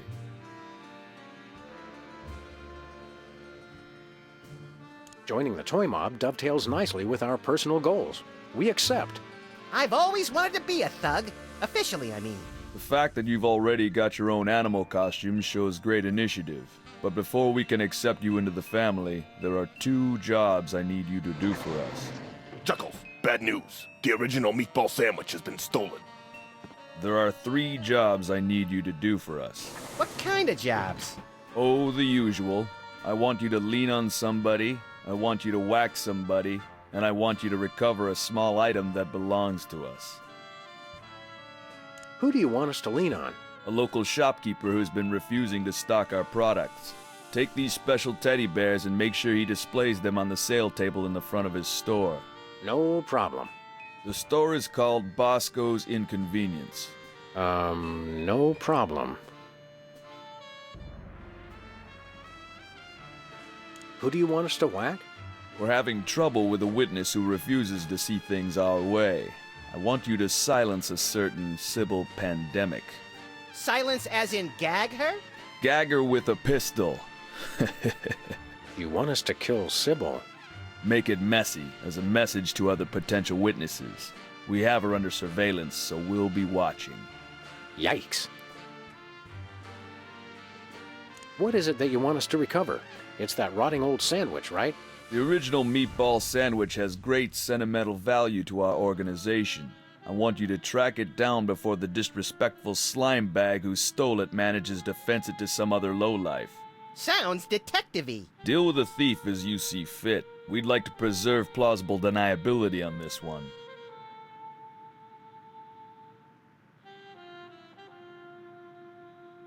I think we've got it. Do these 3 things, Sam and Max, and you shall be as we are. Verbally overwrought? Members of the Toy Mafia. Oh, right.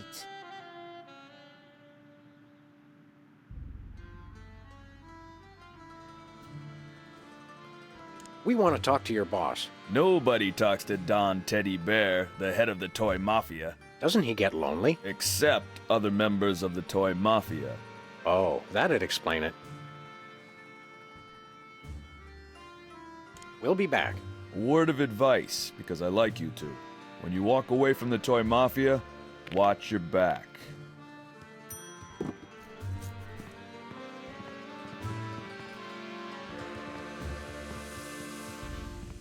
Do not enter under pain of death. Signed Don Ted E. Bear. Do you think the mole's back there, Sam? Maybe, but it sounds too sinister to pass up either way.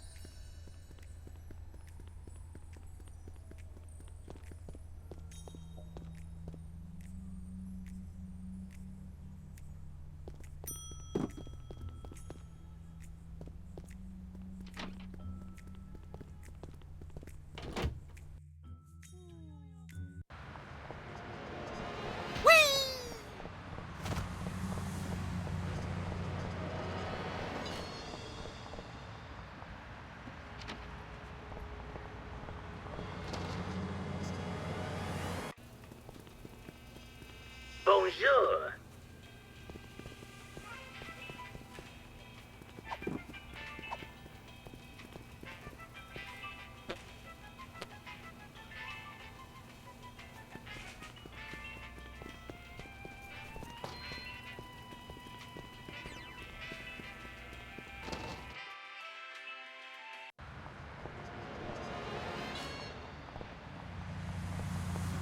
Hello there. What brings you to this neighborhood, Cuddly Bear?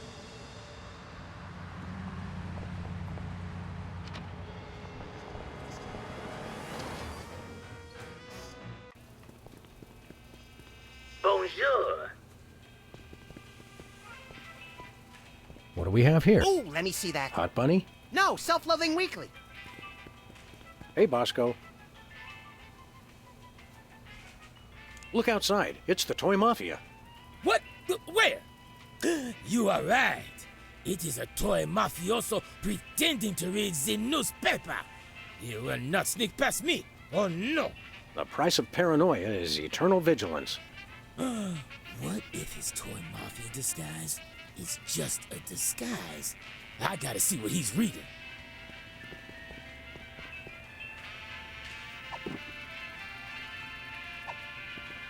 If he's pretending to do the word jumble, he's with the Knights of Malta. Special delivery.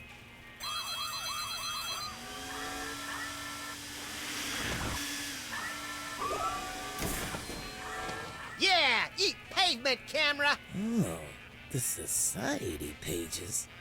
Must be Skull and Bones.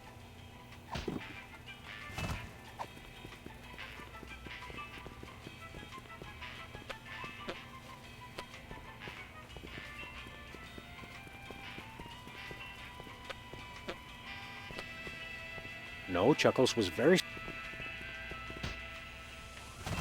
Foamy bread. Made from real styrofoam? No. No, Chuckles was very specific. It's got...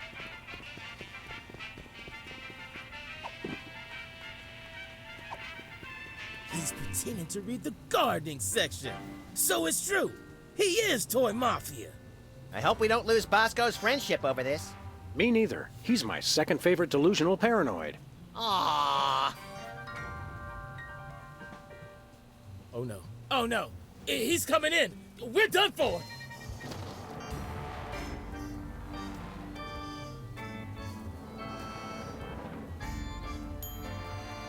I surrender! I surrender! I told you this would happen. I told you he would deliver, and he delivered. I can't believe that guy. Don't worry, Bosco. We'll help you purge this place of mafia contraband just as soon as we solve this case we're so incredibly busy with. Oh yeah, you're real busy. You've just been loitering around my store all day. What can we say? We love to loiter. So now we get to be toy mobsters, right? Not yet. Our journey to the dark side has just begun.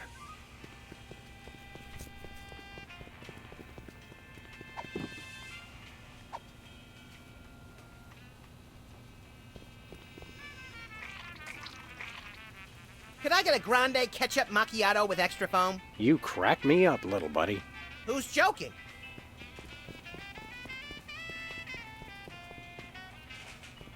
Hey, wait a second. Why didn't BT's part do work? My camera! Oh, no, no, no!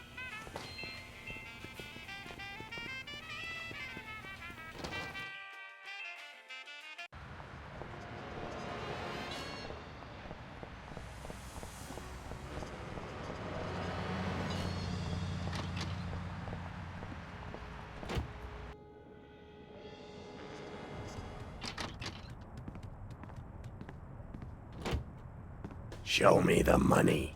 Show me the sandwich. Show me the money. You show me the sandwich, I'll show you the money. I will, I tell you. Just show me the money. You too? Hi, jerkbag. Trying to fence something hot, Leonard? Like a meatball sandwich, Leonard?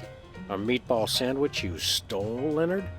You two stay back, or I swear by my mother's bedspread I'll shoot you both.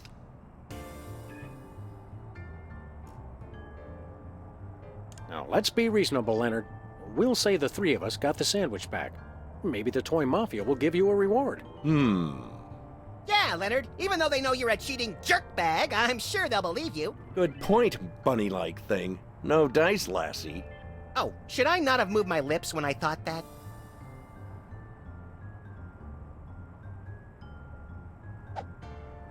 Excuse me, are you by any chance holding us at gunpoint with a harmless cap gun? Once a cheat, always a cheat, eh, Leonard? What? No. Sick 'em, little buddy. I thought you'd never sick. Oh! Ow! Mama! Okay, Leonard, are you gonna tell us where the sandwich is? Or are we gonna have to get rough, Say rough! Say rough! I'll never talk. There ain't nothing you can do to break me. Nothing. Does your mother know what you've become? Don't you talk about my mama. My mama's a saint. Is she the saint of sterno-heated fried food? Because if so, she may have another follower. Hold on, Max. I think we've just found our captive's weak spot. Which? His uninspired diction or his laughably bad grammar? Neither. I say we hit this cheatin' slime receptacle where it hurts the most. Right in the mother. You mean... That's right, Max. It's time to pull out the Yo Mama jokes. Yay! No, not that. Anything but that. Leonard, Yo Mama's so fat. She's so fat. Oh, curdled goat's milk on a warm summer day. I can never remember the punchlines. That's funny. I remember all the punchlines, but I can never remember the setups. Well then, Max, I think we'll have to break this two-bit varmint as a team. Follow my lead.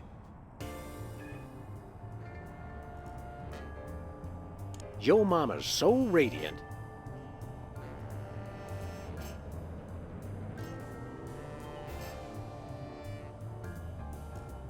If she fell in nuclear waste, no one would notice. Oh, it's true.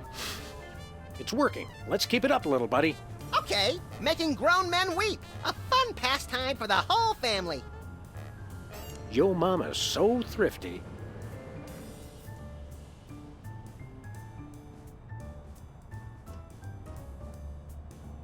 She knitted a sweater with all her own materials. What? That does... Whoops, let's try that. Yo Mama's so vulgar. Her mouth would make a longshoreman blush. Oh, it hurts. It hurts. Yes, we're definitely making a dent now. Let's keep it up, little buddy. Okay. Yo Mama's so punctual. She showed up early for her own funeral. Oh, Mama, make it stop. He's getting closer to breaking. Let's keep it up, little buddy. Yeah!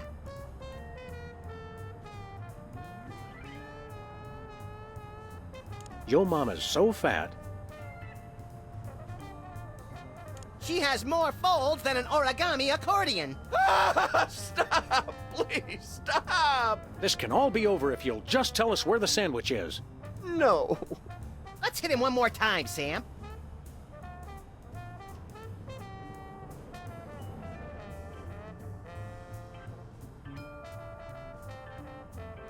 Yo Mama's so thrifty.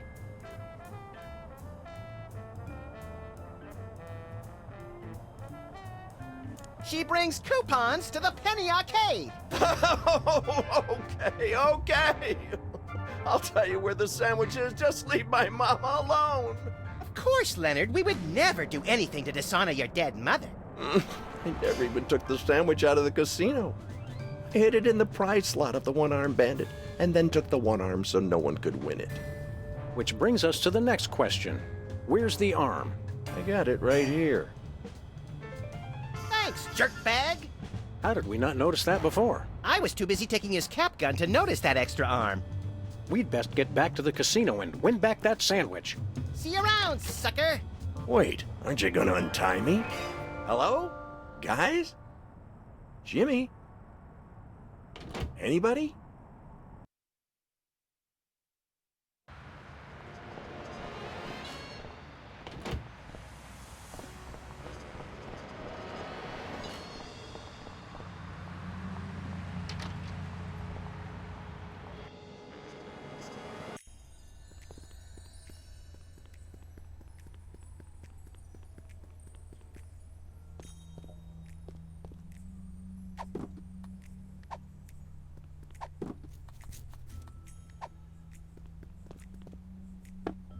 Oh my goodness, thank you! I'd lose my head if it wasn't attached. That's never stopped me.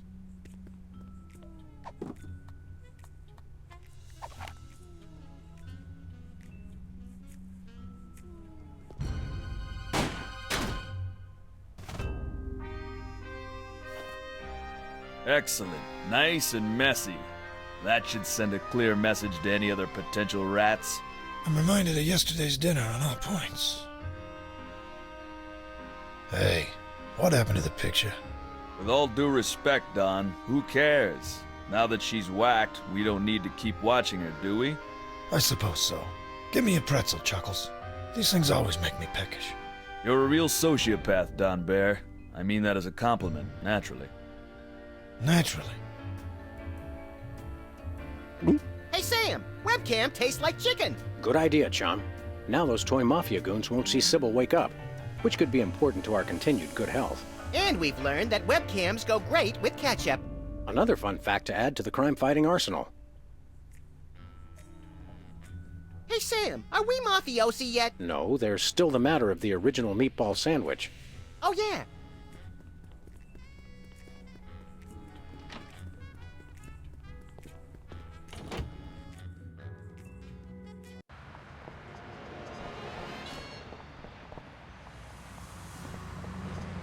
Where are we going, Sam?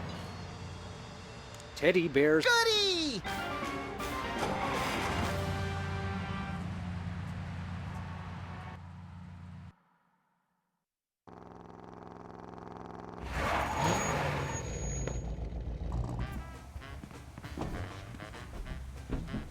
Welcome to Teddy Bear's Mafia-Free Playland and Casino. You know what? Home of the losingest slots in town.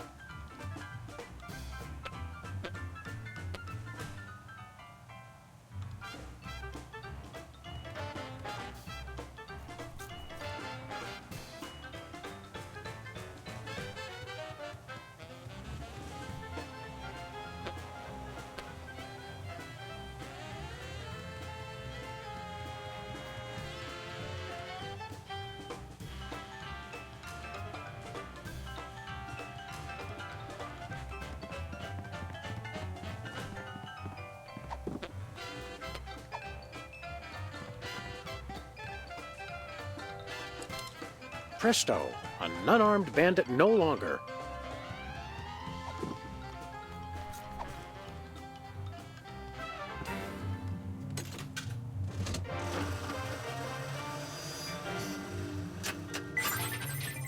You're on fire.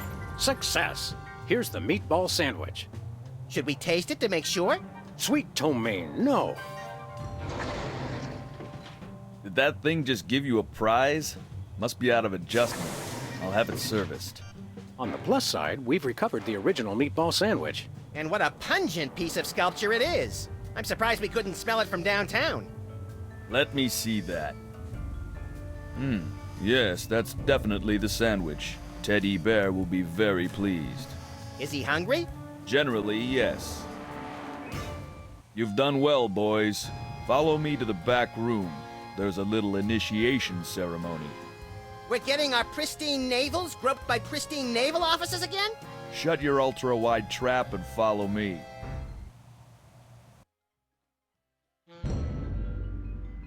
Sam, Max, you have done what we have asked of you. Acts of intelligence, malevolence, and subservience. And we welcome you into the ranks of the Orso Nostra. Neat. My stuff runneth over. There's a small ritual with the ceremonial picnic baskets, and then a few other technicalities, and then Joey will show up with some cold cuts. But first, as a sign of respect, I will remove my mask. Which is good, because I can barely talk through the stupid thing. That's better. Man alive, do I schwitz in that getup. Holy fat-free carp on a skewer. You're a mole. In fact, you must be the one does the carpet match the drapes? The code phrase, idiot. These guys are freelance police. Apparently, they still haven't figured out that I've switched sides. He's right, Max. We still haven't realized that. Wait, so I get that the mole turned traitor, presumably for the wealth and power that the toy mafia could offer, but what happened to the previous teddy bear? Or Ted E. Bears. For all we know, the original Teddy Bear choked on his own meatball sandwich back in '65. Yes, good point. Should we run now? Perhaps so. Get them! Head for the car, little buddy.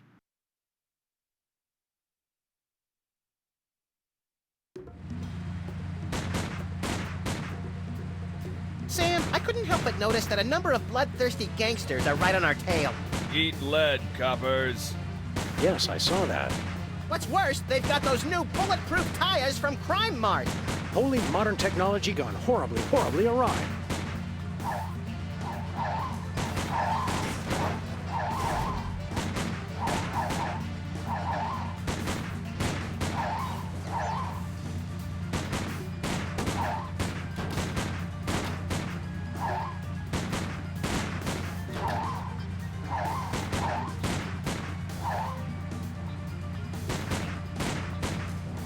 This is not good. Is that all of them? All but one. Teddy Bear himself. Let's go take down that fat little fraud once and for all. Good idea. Hold on, little buddy. Hey!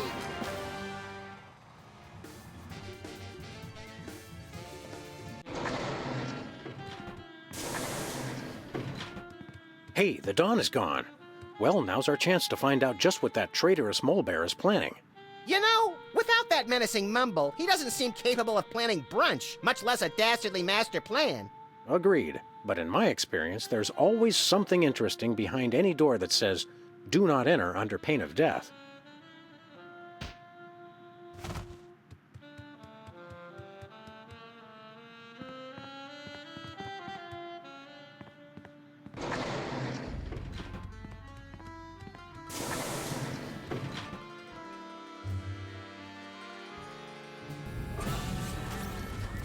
Hey, there's a whole bear-making factory back here. You mean the respectable propriety of a gambling casino is just a front for the shadowy underworld of labor and industry? I'm scandalized. You two? You're back? Inconceivable. But come no closer. I know how to use both of these. I'll be honest, we're probably more worried about the gun. Indeed. More fool you then. For this Hypno Bear will make you my willing slaves. You can do the factory work now that you've rid me of my inept underlings. Look at the Hypno Bear. Do whatever Teddy Bear says. Don't you feel sleepy? Don't we? We don't. Hypnosis won't work on either of us. But play along until we get that gun from him. I asked you a question, slaves. Yes, Master. So sleepy. What he said. Really? Seems a little off somehow. Maybe it's just me. Oh, I know. Here's a test. Tall one, you shoot the short one. Excuse me, Master? Shoot your friend. I command it. This blows.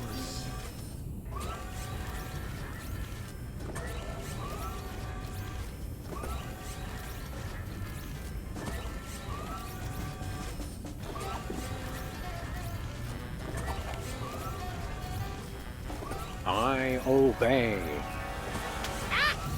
Mother of mercy! Is this the end of little Maxie? Oh, death! Where is that guy, Sting? Oh, the pain! The pain! And only 2 days to retirement! You gotta promise to TiVo the Dukes of Hazzard for me! Promise me!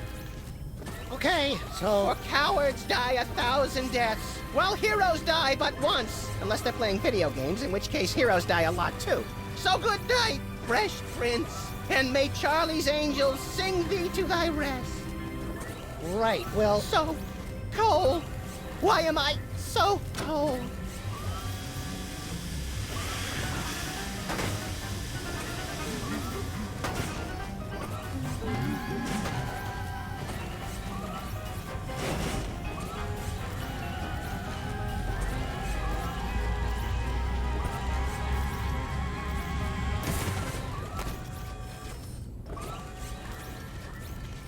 Okay, good job, Slave. Just about ready to have you shoot him again. Yes, Master. Now, Slave, you run the factory while I read the paper. Just get the Hypnobears sorted for delivery. You can take them around later. Yes, Master. Good, good. Now I'm off to see what wry observation Fred Bassett has for us today. Max, you keep playing dead.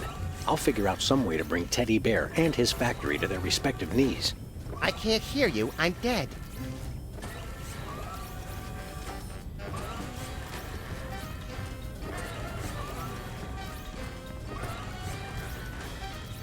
Anybody got a screw loose?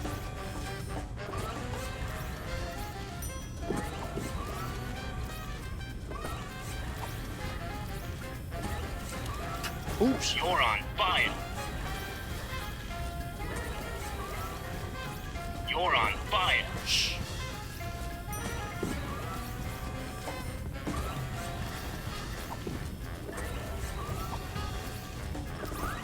Okay, so if I put this Frammelwhatsit in this Flingle Flipper...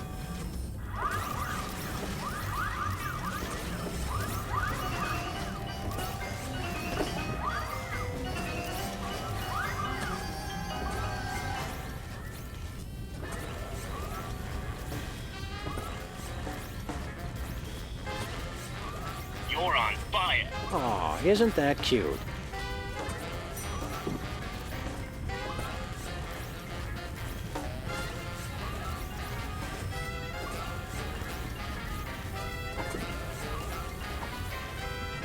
I know she's married now, but that Kathy is still smoking hot. Oh, Master. What is it now, Slave? You're on fire. I'm on fire! Help! Help! I'm on fire! I'm on fire!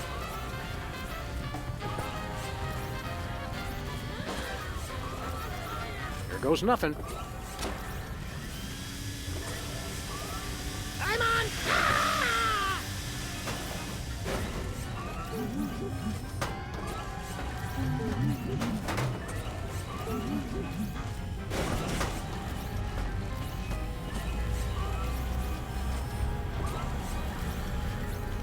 Nice work, Sam. Thanks, pal. I don't think that mole is as svelte as yours truly, though. In fact, look. Little help? I can't tell if it's comical or life-threatening. Who says they have to be mutually exclusive? I forget. Which color means I can't take my bath and body scrub with me? That one, run!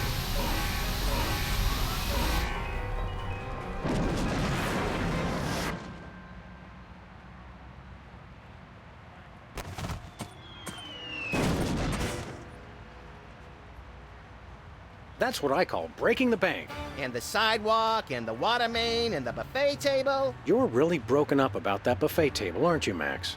It was the only innocent in this whole affair, Sam. I mean, apart from the bystanders and their pets. Buck up, little pal. Maybe the commissioner will take us out for a pungent meal at Squirrel Garden when we tell him how we cracked the case. He better. For all the hard work I did, I want 3 jellied lemurs with extra salt.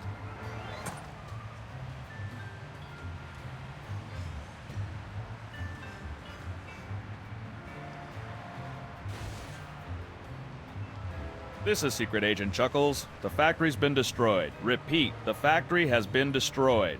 Commence Plan B.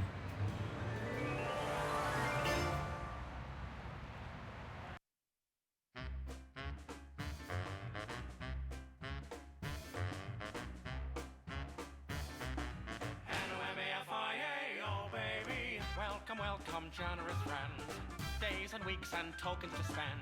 We're just regular businessmen, just you and me and Teddy Bear. Teddy Bears is oodles of fun, slots and sandwiches and poker and guns. And look, no mobsters, nary a one, with you and me and Teddy Bear. Not mafia, no. Mafia mug. We're mafia free. Black mafia, please. No shady leaves upon the family tree. J. Edgar Hoover always insists organized crime just doesn't exist. QED, they're not in our midst. Say Edgar, me, and Teddy Bear. No goons, no droppers, no grifters, no thugs. No dips, no clippers, no chippies, no lugs. No button men packing gats loaded with slugs. It's you and me and Teddy Bear. No mafia here. Black mafia, please. We're mafia free. No mafia mugs. Just doing business legitimately.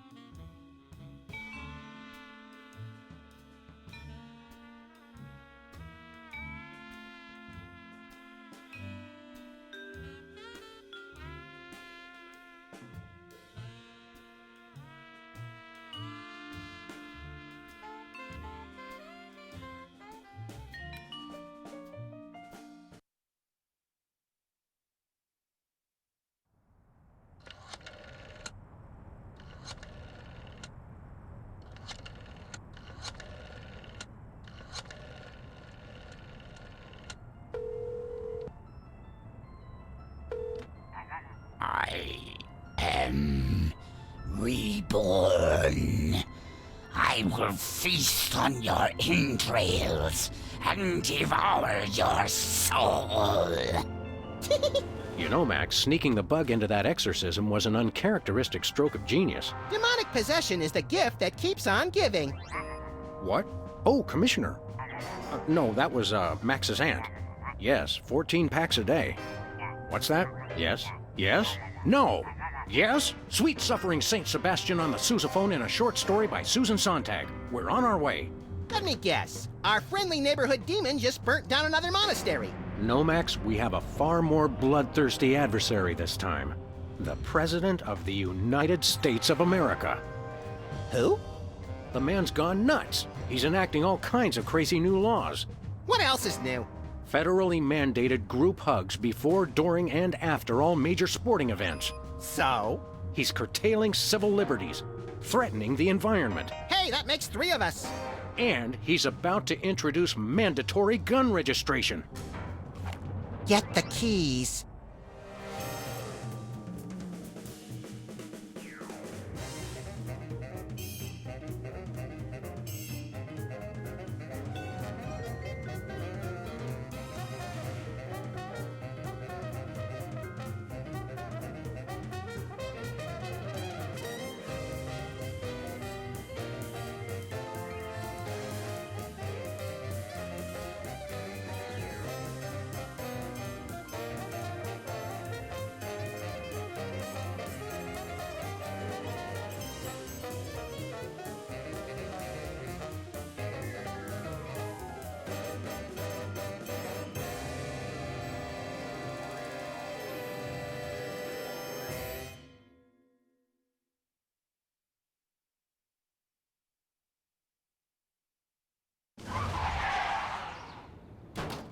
I have to point out, Sam, that we could have avoided this gruesome accident if you just let me drive. And I have to point out that we could have avoided this gruesome accident if you hadn't jumped on my head shouting Jersey Devil, and firing your gun out the window. I swear that woman was a dead ringer for him. Well, here we are, standing in an open field west of the White House. Let's go bring the hammer down on that so-called commander-in-chief.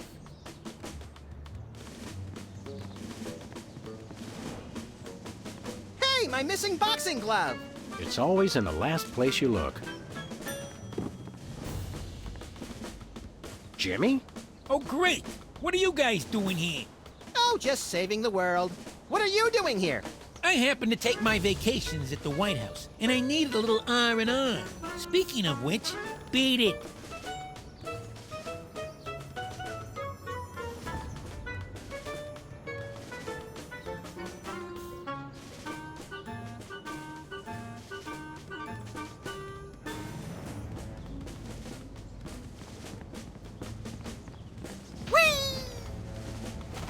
Hey, this phone only takes Susan B. Anthony dollars. It must be one of those stupid 555 phones. Yes, actually. 555-1984. Hey, Sam, did I ever mention how I've memorized pi to 1,000 decimal places?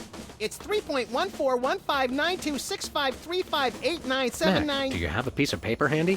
You want to write down the phone number? I remember the number. I want to write myself a reminder to smother you with a pillow in your sleep.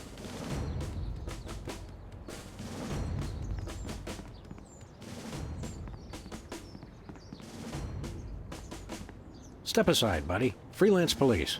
Just a moment, sir. Papa Bear, this is Super Bowl. Possible situation at the front door. Talking dog and, rabbit trying to gain access to the OO. Please advise, over. Super Bowl?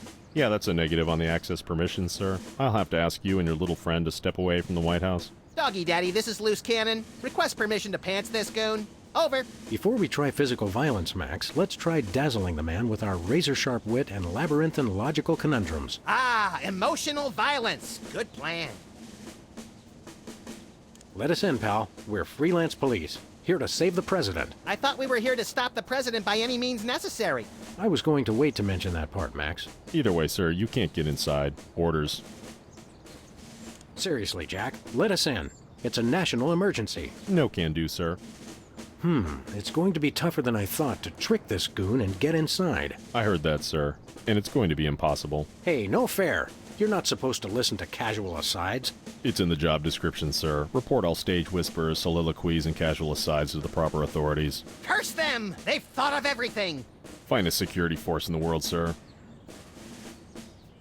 Don't you get bored guarding this door? It's a rewarding job, sir. Doing my part. Keeping the president safe. Hey, Super Bowl! I'd like you to smell these two handkerchiefs and tell me which one smells more like chloroform. Not now, Max. Is that all you do, guard this door? That's my primary assignment, sir. I'm thinking of a number between 1 and 100. Try to guess it while I drop increasingly heavy weights near your head. What's your secondary assignment? Varies. Receptionist, maintenance, light grounds work, public relations. Public relations? I'm a people person, sir. They have you guys doing odd jobs too? Cutback, sir. Employee Reduction and Consolidation Act of 2003. These sunglasses aren't cheap. Hey, Super Bowl! What gauge syringe would be best for injecting you with a knockout serum? Just a hypothetical. You really have time to do everything else and guard this door? I make the time, sir. It's what I do. What else do you do besides guard the... Varies. Did you call yourself Super Bowl? Codename, sir. I'm a bouncer. Secret Service humor. And who's Papa Bear? Section Chief. Runs the operation. Protects the president. Oh, Super Bowl. I get it. I want to talk to your manager. No can do, sir. He's with the president. I want to talk... No can... I've had enough. Papa Bear, this... Now can we push him down and beat him with sewage-filled garbage bags until he runs crying into the reflecting pool? Tempting, Max, but these Secret Service guys hold a grudge. Your name here. For naming rights to this building, please contact the Office of Desperation Accounting. Oh boy! Can we, Sam? Please? We'll see, little buddy.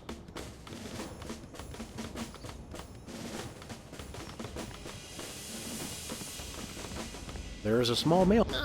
That's government. An ornamental.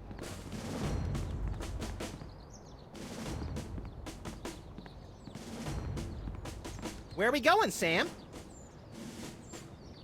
Back to the office. I'll drive. Not while I'm alive. Exactly.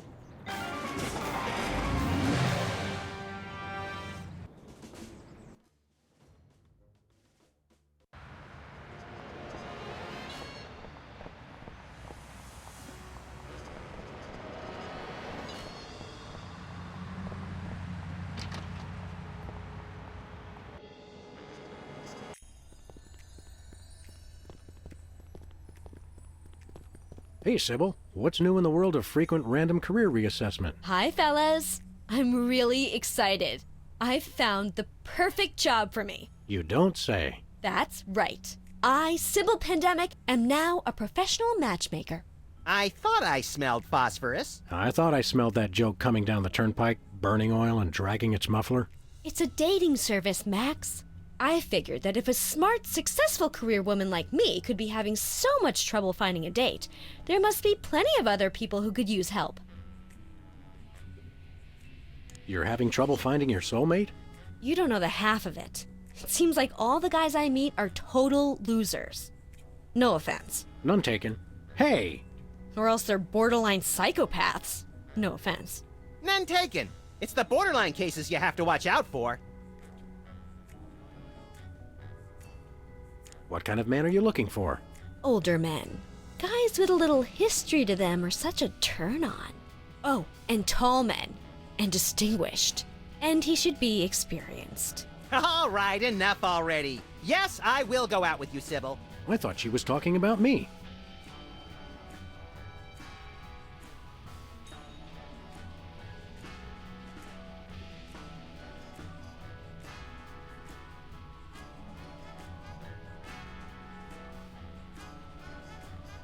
Could you find dates for Max and me? Seriously? I mean, sure. Why not? Stranger things have happened, I guess. They must have. Somewhere. I'm choosing not to be offended by that. What do we need to do? It's easy. Just submit an application. What kind of stuff is on this application? The usual. Your best traits and what kind of person you're looking for. Hooks for hands! Hooks for hands! When you're done, I'll put the application into my computer, which analyzes your personality matrix at 15 essential compatibility points. I don't have a personality matrix so much as a personality vector. Once we've found a match, you call your date and agree on a time and place. Let me help you guys out. Tell me your good points and what you're looking for in a date. I'm very spiritual. A disciple of the Ancient Ones, enacting dark magic rituals to bring forth their reign again upon this earth. Rise, Shigarath! Rise, Abyag-Solam!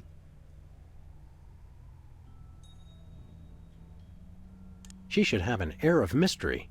Making frequent passing mention to her time on the Chain Gang, but when pressed, revealing nothing.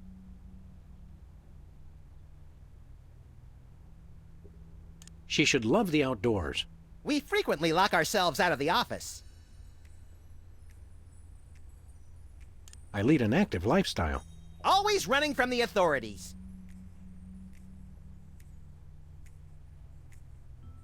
I can appreciate a person's inner beauty. I even have my own sonogram machine. She should love animals. Such as the elusive praying mantis, whose deadly but enthralling mating rituals she mimics. You really know how to ruin the mood, Max. Oh, and cybernetic implants, like an elbow that can connect to the internet. She should be tall. At least 12 feet, or 4 meters if she's Canadian. That's all I can think of. Oh, that's plenty. Now I'll just put your applications into the computer. And there it is. Max, it says your perfect match is... Cybernetic laser eyes. Oh, please, oh, please, oh, please. Well, that's interesting. It says your perfect match is Sam. Disturbing. And yet somehow not completely unexpected. And Sam, your ideal soulmate is... Wait for it. Max. Well, there goes another blow to the concept of a fair and just universe. Hey, Sam, what do you say we never ever speak of this again? Way ahead of you, little buddy. What's next on the career horizon? Next? This is it. What could be a better job than helping people find their perfect match? Volcano God. Good point. I'll stick to the dating business, though. How many couples have you managed to escort to romantic bliss? So far, none. None is the loneliest number. But I've got a feeling things will start to pick up after the holidays. All that stress makes for a lot of messy breakups, and a lot of people looking for romance on the rebound. So we have something to look forward to. How's business? Slow right now, but those applications are going to start coming in at any moment. See you around, Sybil.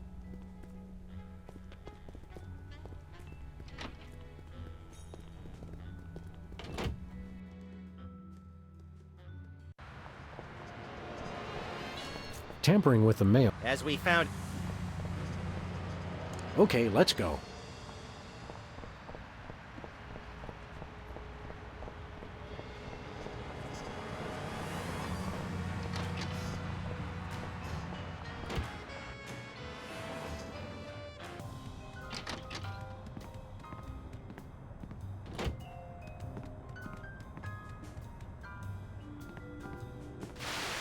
My fellow Americans, we must remember to live life to the fullest and keep joy in our hearts. To that end, I have introduced mandatory psychological examinations to guarantee that all citizens meet the minimum required level of joy and goodwill. He's like a kinder, gentler Mussolini.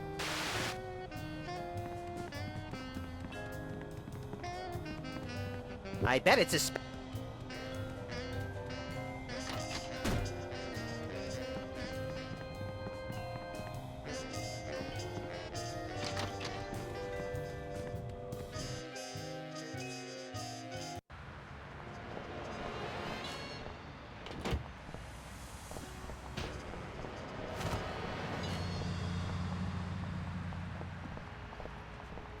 Hey, a free home delivery sign. The sign's not free, but oh, my book is. Whoa, look, Max. It's our favorite cultish crackpot, Hugh Bliss. Hi, I'm Hugh Bliss. I want to buy something. Take my credit card. Put me on your mailing list. Anyone you want me to recruit? You're supposed to give the Stockholm Syndrome a few days to kick in, Max. Who has that kind of time? What's a big celebrity like you doing on our street, Hugh Bliss? Why, I'm spreading the great news about prismatology. The magic and science of unlocking the harmony of colors for a revolution in holistic personal and interpersonal well-being? Now translated into 15,000 different languages, including Esperanto. Hooray! Hooray! Are the books selling well? Selling? You can't put a price on imagination. You can't sell the wonder of a daydream or the laughter of a child. He's right. I've tried. Show us a magic trick, Hugh Bliss. Magic is easy when the colors of your soul are Yeah, less chatter, more magic. Okay. How about I disappear? Well, your mind reading is obviously still working. It is. Now watch me as I vanish. Except you won't be able to watch me because I'll be gone.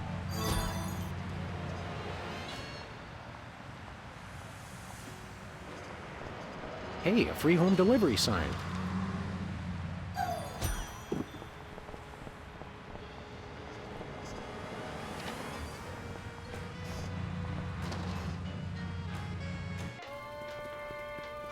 What's shaking, Bosco? Ah, greetings, comrades dog and rabbit. I'm having trouble placing the accent this month. Mid-Atlantic states? The San Fernando Valley? I get more of a vague Baltic vibe. Something in a light Czech pattern. Ha ha ha! Comrade Maximilian makes the funny joke. I am Vladimir Ilyevich Boskovorsky, Russian proprietor of Workers' Glorious Warehouse of Inconvenience, no? No. But now, I make new start in America, which I love. So, is no need to aiming sophisticated targeting equipment at me. What's with the Soviet bloc, Bosco? It's perfectly natural, comrades. I work with the American government in spirit of Glasnost. They know. They know. Who knows what? The feds, man. Uncle Sam. The government's watching us all the time. So that's why I always feel an overbearing presence just out of my field of vision, watching and judging my every move. That's me, Max. Why is the government spying on you, Bosco? I don't know. Maybe it's because I know too much. Just humor the poor guy, Max. But I make new start in America, which I love. So it's no need to targeting me. I suppose you've got some ridiculously complex whirligig to defend yourself against the feds? It's the people, comrades. Workers will overthrow fascist regime. What about us loafers? All are welcome. Come their victory, workers will unite to bring downfall of corrupt administration. We will number in tens of millions. That's a lot of Bolsheviks. No, it's all true. Plus, I'm working on a satellite missile defense system. Missile defense system? Isn't that more than a little bit overkill? Yet, we are strong like bear against attack. I'm working on modifying BTAD's Part 2. Your anti-delivery system? That's right. It was already programmed to keep people from delivering goods to the store. So I just went into the database and changed beef jerky to intercontinental ballistic missiles. So now anyone can just deliver a blimp load of beef jerky to your store without fear of reprisal? A small price to pay for freedom. We want to buy something. It's evil but necessary private enterprise. Do you have any potatoes in the likeness of Catholic saints? Niet. Do you have any souvenir snow globes from the Mystery Vortex? Niet. Do you have any Lobsterfots brand cereal? Niet. Do you have any Tagalog rhyming dictionaries, abridged? Niet. Do you have any wiener cozies? We just get shipment of those in this week. Let me look. Oh boy! Oh wait, did you say wiener cozies? I thought you said Navajo blankets. No, we're all out of wiener cozies. Do you have any Navajo blankets? Niet. Do you have any potatoes in the Niet. What do you got? Is most glorious invention, comrades. Is useful for, how you say, questioning. Questioning. Is true serum. Makes easy even the most difficult, how do you say, interrogation. Interrogation. Truth serum? Is this another one of your half-baked, overpriced gimmicks, or does it actually work? Both will make anyone get rid of inhibitions and telling, how you say, complete and honest truth. Your accent sucks. Hey, it's already working. We'd like that truth serum, Comrade Boscovich. Is good. Price is 867.5309 rubles. How much is that in real money? $100 million. I think your rate of exchange is a little off, Boskovorsky. Fall of Berlin Wall brings great strength to our economy. Isn't that a little pricey for truth serum? It's bargain. It really does work, and I haven't even tried it yet. Sam, this morning I used your toothbrush. Results are guaranteed. I used it to clean out my ears. This is refreshingly liberating. Besides, I need the money to complete my satellite defense system. I needed to clean out my ears because I'd been rummaging through... Okay, I've heard enough. Nothing for us right now. Something in here smells like fermented hate. It's like sweaty jockstraps soaked in boiled cabbage with a dash of sulfur. Keep it down, guys. You're scaring off the other customers. What other customers? Max and I are always the only ones in here. What? I mean, it's a good thing. Merchandise is always available. Coming in here is like visiting old friends. Some of these cereal boxes are from the McKinley administration. I carved our initials in one of the weenies, so we'll be best friends forever, Sam. When's the last time you cleaned out the weenie rotisserie? Needs no cleaning. Adds vintage flavor to Tasty Franks. See you later, Bosco. Is no Bosco, comrade.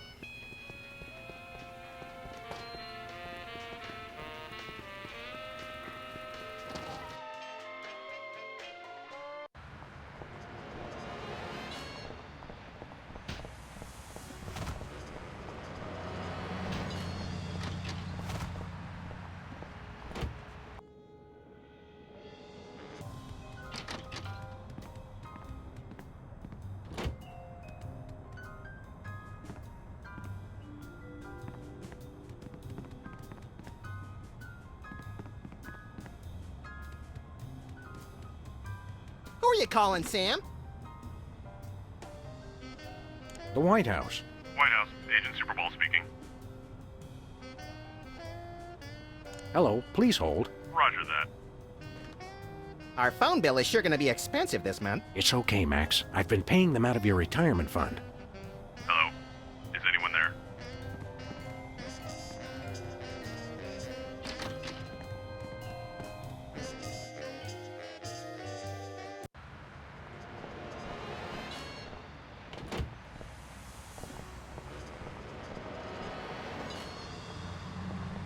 Where are we going, Sam? No place.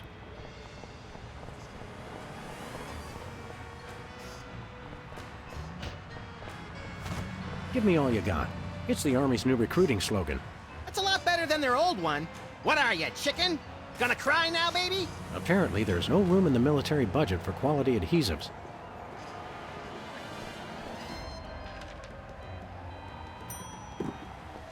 Lefty's tool rental shop is still vacant. Remember that afternoon when I put on a baseball cap and spent hours out here playing fizzball with Lefty? If you mean that night when you put on a hockey mask and spent hours chasing Lefty down the street with a chainsaw, then yes. Precious memories.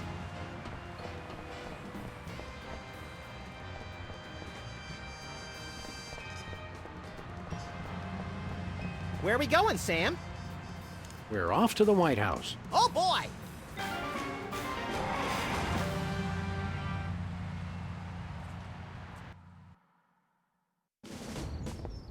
Hello? Is anyone there? Hello? Hello? Hello? Is anyone there? Now, a lot of these same folks will say that we're wrong for introducing this federal pudding embargo. They envy our freedom. I ask you, what have they got to hide? Unless they're secretly sitting on stockpiles of pudding, and oh yes, we will find them, they've got nothing to be afraid of. So in conclusion, America, get your back up off the wall. Dance, come on, marzipan, and good night. It's worse than we thought, Max. He's crazier than a caffeine-addled dingo in an Adelaide maternity ward. I think he makes a lot of good points. Those puddings are trying to steal our jobs. And I especially like how he does that spinny thing with his eyes. By the whiskey-soaked beard of Ulysses S. Grant, that's it. The president's not crazy. He's been hypnotized. We've got to snap him out of it, Max, and pronto. How do we do that again? We hit him over the head, like we do with all hypnotized people. Oh, yeah. Oh, no.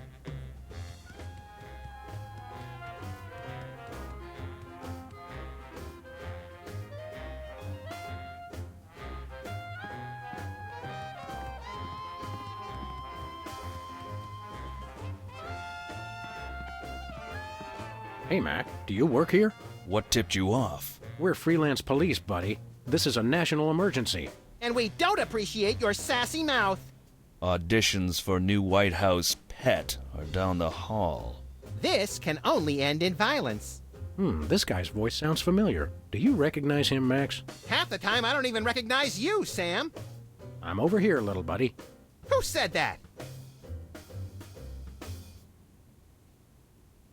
Do I know you from somewhere? Yeah, I'm that voice in the back of your head that tells you to mind your own business. The veiled threats, the surly tone. I've got it. You're that pit boss from the Toy Mafia. I smell a conspiracy. You smell a nosy dog who's going to get smacked if he don't stop asking questions.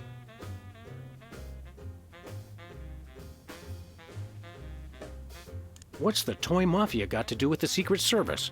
What Toy Mafia? Oh, he's good, Sam. The Orso Nostra, the sacred organization you inducted me and Max into in a time-honored ceremony. The one that we infiltrated, repeatedly duped, and then blew up in a fiery explosion of death and property damage. I was going to casually forget to mention that part, Max. That's a very entertaining story, chowderheads. Now, run along and play whilst I protect the leader of our country. I think somebody may have hypnotized the president while you weren't looking. You, perhaps. Very funny. What do you do around here? I give out free t-shirts to the visitor who asks the dumbest question of the day. Please accept my apologies, but we're all out of Husky Boys sizes. Woo! Double burn! I thought you were on my side, Max. I just call him like I see him, Sam. You're the president's personal bodyguard? You catch on quick. We need to have a private meeting with the president. National security. Go right ahead. I meant private, as in wait outside and we'll call you when we need you. And national security, as in we need to clobber the president on the head to break his hypnotic trance. Your gift for subterfuge is uncanny, Max. And that's uncanny as in you two try anything and I'll plug you.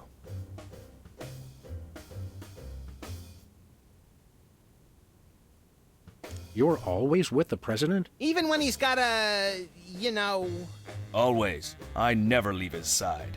Your codependency sickens me. And it sickens me in exactly the same way, doesn't it, Max? I mean, Sam. What's behind that door? It's a private club for people who aren't annoying me. You two ain't invited.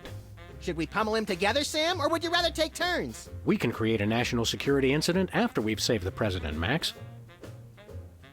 Seriously, pal, what's behind that door? It's the door to the war room, with unrestricted access to the United States' entire arsenal of long-range missile weapons. There's no part of that sentence I didn't like. Then it's unanimous. We'd like a tour. Nobody gets into the war room during peacetime. Stay away from it, or I'll have to escort you out. We'll be back. I cannot wait. Good day, Mr. President. We come in peace, as far as you know. Ooh, finally! The interpreters. Where have you been? Interpreters? Yeah, that is why you fellas are here, right? Sure, why not? 'Cause I got a meeting with one of them foreign dignitaries. Always talking that crazy space language. Who are you meeting with today? Heck if I know. They show up and start jabbering away about treaties and whatnot. I just let the interpreters figure it out.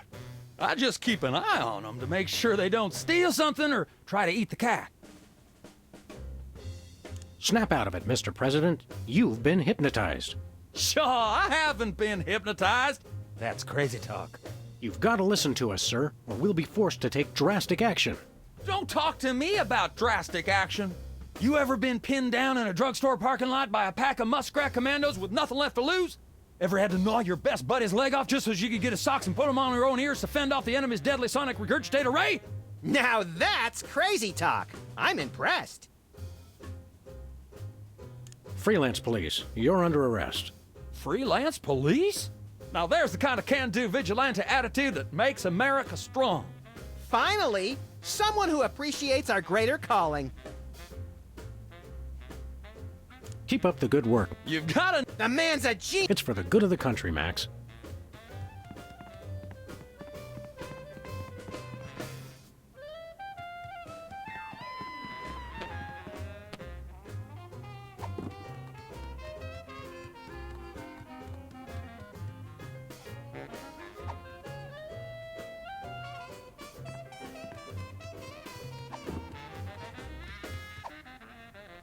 No thanks.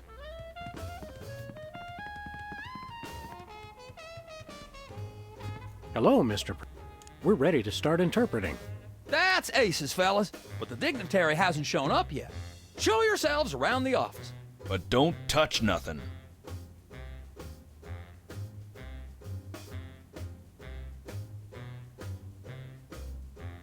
We'll be...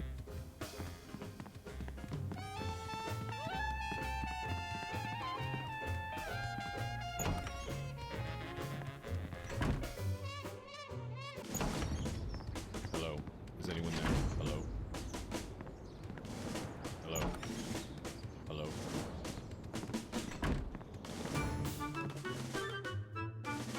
No, sir. I said soda abuse. It's a very important issue. Was I? No comprende, son.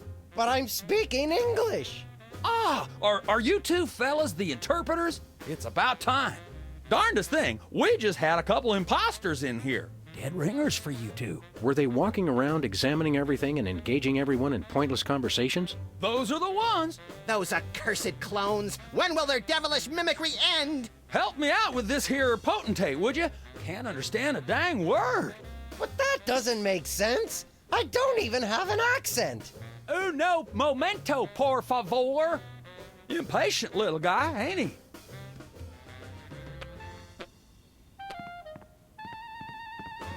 What's new, Whizzer? That's Governor Whizzer, thank you very much. What are you the governor of? The 51st and greatest state, West Dakota. Don't you guys read the papers? Just the funnies.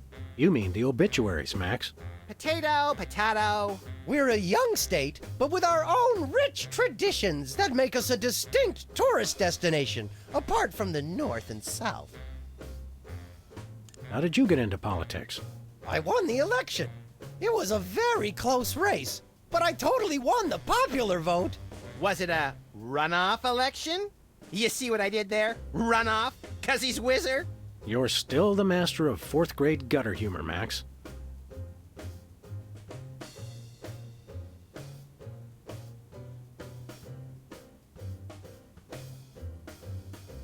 What were your qualifications for office? I'm a television celebrity. Now there's a platform I can get behind. What brings you to the Oval Office? I'm trying to build up nationwide support for the MRSAPP. Who's Mr. Sapp? And why didn't you want me to know you were talking about him? I can spell, you know. It's the Mount Rushmore Soda Abuse Prevention Program. It's totally changed my life. I've been carbonation-free for over 4 weeks now. Tell us about the MRSAPP. Be brief. I started the Mount Rushmore Soda Abuse Prevention Program after I became governor to help people get flat like me. But if we can't get federal funding, people all over the Dakotas are going to get right back on the pop. I don't work 8 hours a day, 6 days a week just to throw my money away for some washed-up soda junkies with no sense of self-control. You don't have any money, Max. Oh, right. Never mind. Good luck with that, Whiz. So you've really kicked the soda habit, huh? And how?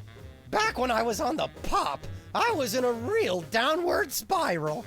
That endless cycle of always looking for my next fizz, then having to take time out for number one. Then I saw that documentary about Peanut Franklin, and it convinced me I didn't want to be just another self-destructive former child star. Peanut Franklin, the lovable star of mixed nuts who was found in a seedy Hollywood motel room dead of anaphylactic shock? What you mean you ain't got no jelly? Still too soon, Max.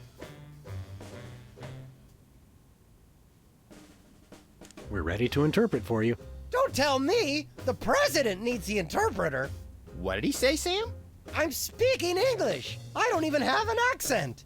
Can't understand a word. See you around, Whizzer.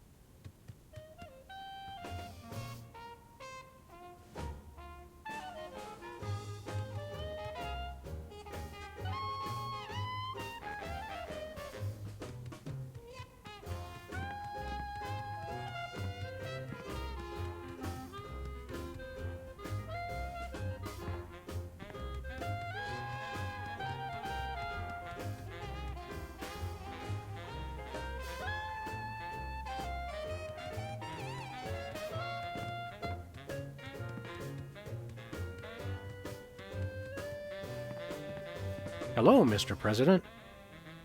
We're ready to interpret for you. All right, let's get this party started. Mr. President, my fellow Americans, I come to warn you about a serious epidemic facing our country. The scourge of soda abuse. Many former popheads like myself found ourselves in the endless cycle of addiction and elimination until we believed there was no hope. I don't know what you're saying, son, but you're selling it, boy. Good job.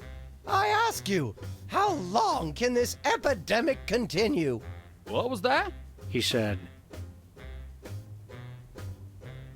"What's a guy got to do to get a drink around here?" Aha, I know what you need. An ice-cold orange sugar fizz. I swear by him. No, that's not what I want at all. I must resist. But I am thirsty, and just one couldn't hurt. Frosty cold and so delicious. All the progress I've made. They were about to give me my 5-week pin.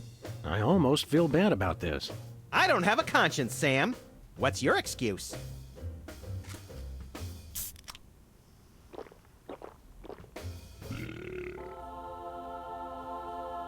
Oh, blessed angels of carbonation, fill me with your syrupy nectar. Ew!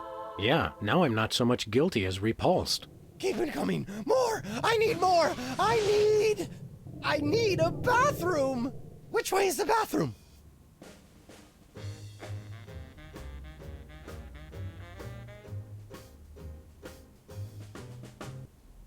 Which way is the war room?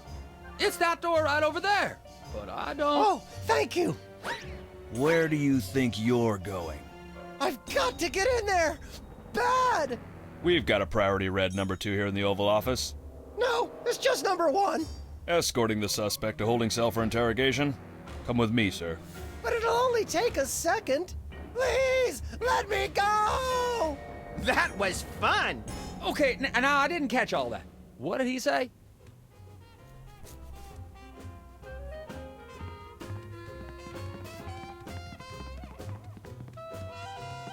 I think the war room door is only openable in time of war. Stupid old piece!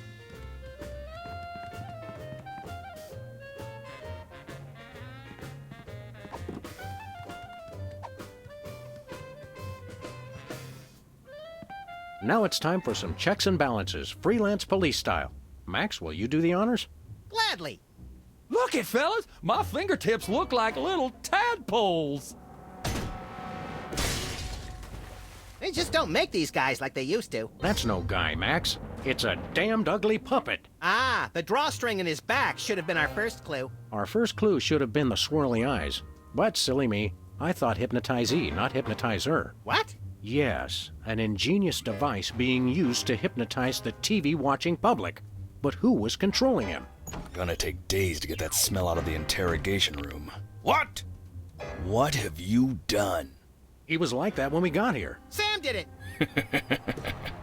So these two numbskulls managed to off the president. It was a deep tissue massage gone horribly wrong. Ninjas! Sam did it! Still, ratings from the last State of the Union address were even lower than reruns of Midtown Cowboys. I didn't expect to have to replace the president so soon, but now that these idiots have forced my hand... we're standing right here. We can hear everything you're saying.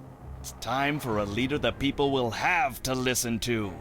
Agents Jackson, Burr, and DeGambe, we are moving the timeline forward. Commence phase 2 of the operation. I'll prepare the new candidate.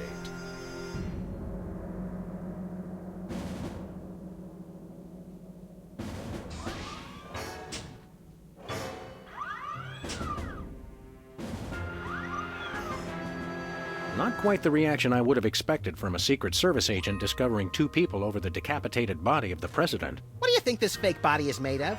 Can I keep it? No time for that now, Max. We've got to stop the... Wait, what's that noise?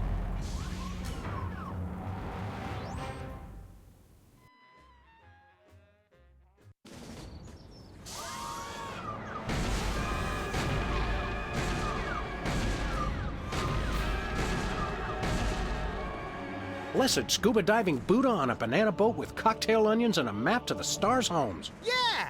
They've reanimated America's most beloved president. I always thought Taft was shorter. Not Taft, you deficient. My fellow Americans, I am Abraham Lincoln. As you know by now, your president was recently murdered by 2 mysterious interpreters. But turn not to fear and despair.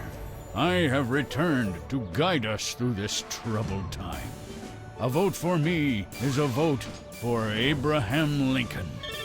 I'll get it! What's that? Uh-huh.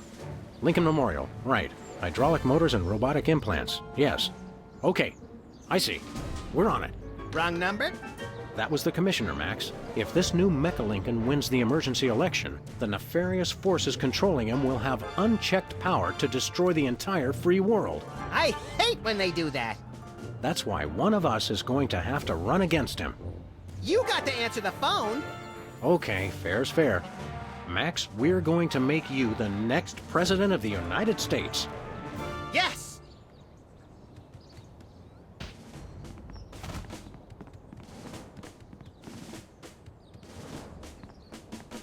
Please do not feed the submarine. What can you feed a submarine anyway? Nothing. Weren't you listening?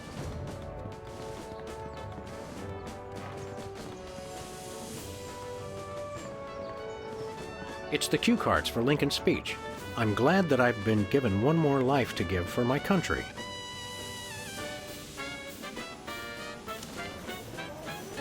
Two wrongs don't make a right.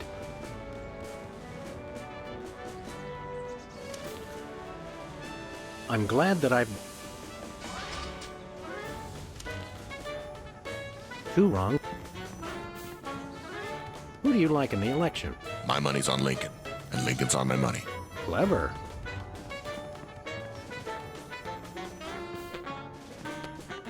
Mr. Lincoln, as a candidate for office, my pal Max would like to engage in a thoughtful discussion of the key issues. Followed by a round of spiteful mudslinging. I see. Well, this is a bit irregular. As you're well aware, I'm the most beloved president in history. So I just assumed I'd be running unopposed. Oh, no, you didn't. You ain't all that. I freed the slaves. I was star of a popular television sitcom. I'm on the penny. I was on TV. Now, gentlemen, we can resolve this like adults through moderate reasoned debate. Very well, then. In the spirit of democracy, I say, bring it. And it's a beautiful day on the White House lawn as we bring you the first in a series of debates for this emergency election for U.S. President. In the Republican corner, we have the giant animated statue of Abraham Lincoln. And representing the Random Violence and Destruction Party, there is the hyperkinetic, rabbit-like creature known as Max. Acting as completely impartial moderator for the debates will be Sam. The candidates are ready, so let's listen in.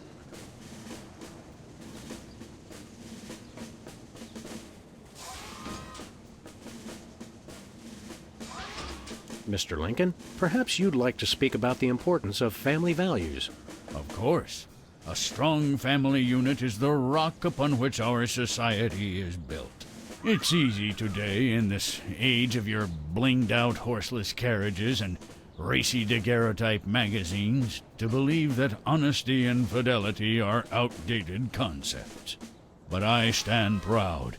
I have been completely faithful to my lovely wife, Mary Todd, for over 70 years. I've never even looked at another woman.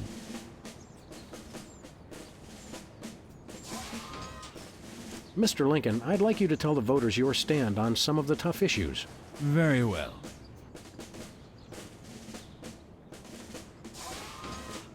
Where do you stand on religion and schools? Two wrongs don't make a right. Did we hear that right? Lincoln just came down against both religion and education. Wow, that's gotta hurt him in the polls.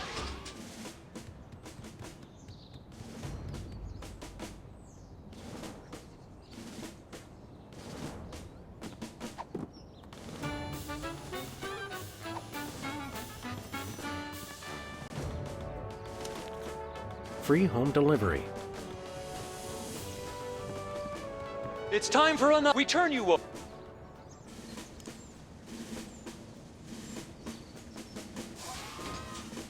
How do you plan to solve the problem of toxic waste? Free home delivery.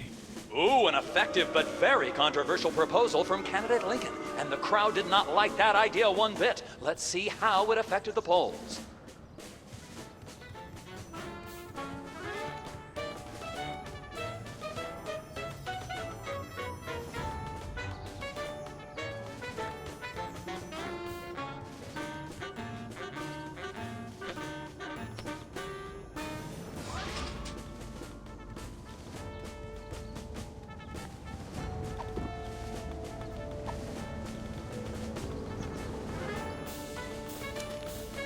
Give me all you got. Contestants, Mr. Lincoln, I'd like you to sum up your stand on those issues in a few concise words. Well, all right. I'm afraid this will have to be completely off the top of my head, as I have nothing prepared. How would you describe your tax plan? Give me all you got. And candidate Lincoln has proposed one shocker of an economic strategy, which even Democrats are calling a trifle excessive. That had to have hurt him in the polls.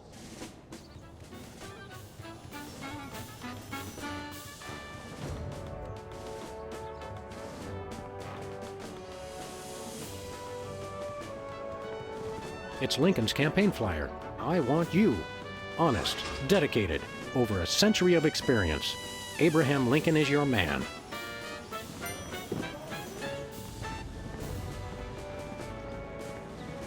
Where are we going, Sam?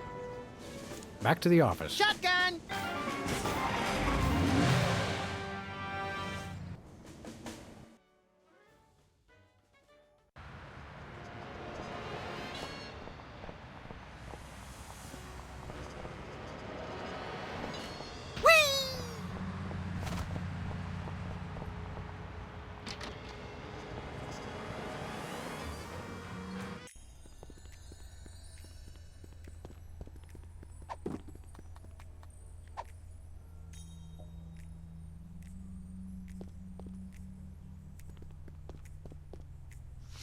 What's this?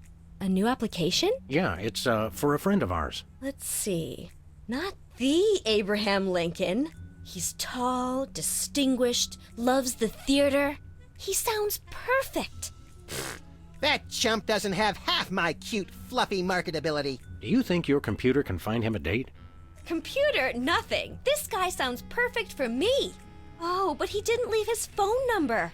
Next time you see him, give him my number. I'd love to meet him.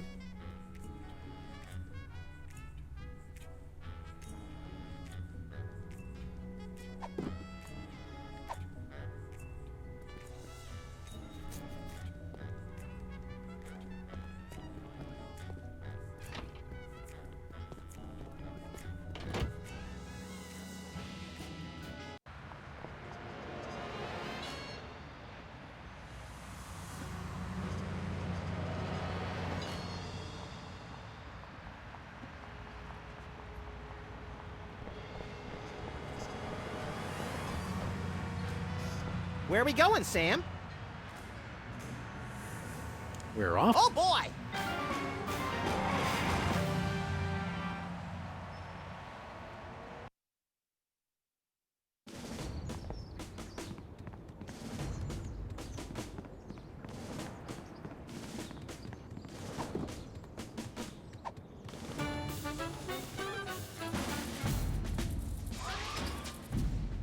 Mr. Lincoln, would you like to say a few words to the audience? Thank you. This is a date that will be remembered for centuries to come. Today is the day we return America to greatness. I stand here at the steps of the White House, not above the people, but with the people. Only one man can lead the nation through this troubled time. I, Abraham Lincoln, am that man. The time to act is now. Thank you. I've heard better addresses from the 411 operator. What did you just say? Hey, Lincoln! Captain Ahab called. He wants his beard back. I'm gonna slap you silly, you little punk. Save it for the debate, Max.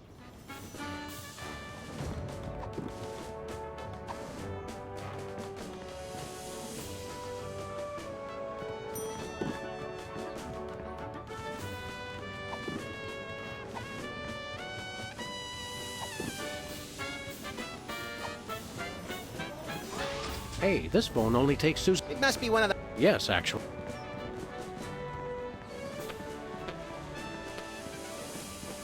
Where are we going, Sam? Back to the office. Shotgun!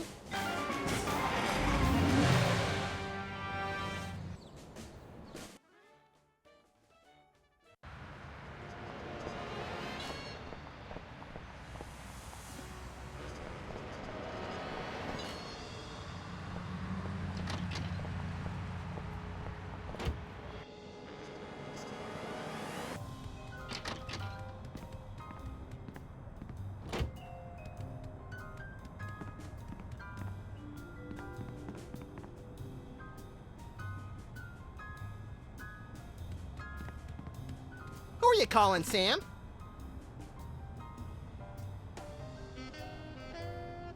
Nobody.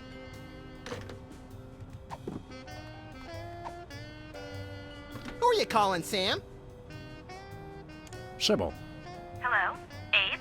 Is that you?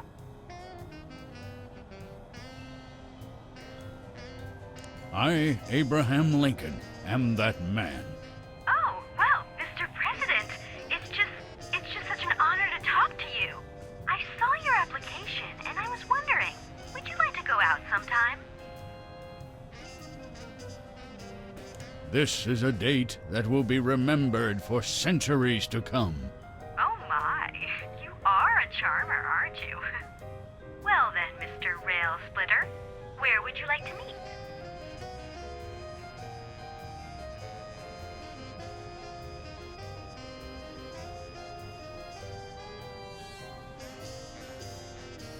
I stand here at the steps of the White House. At the White House. Got it. What time should I meet you?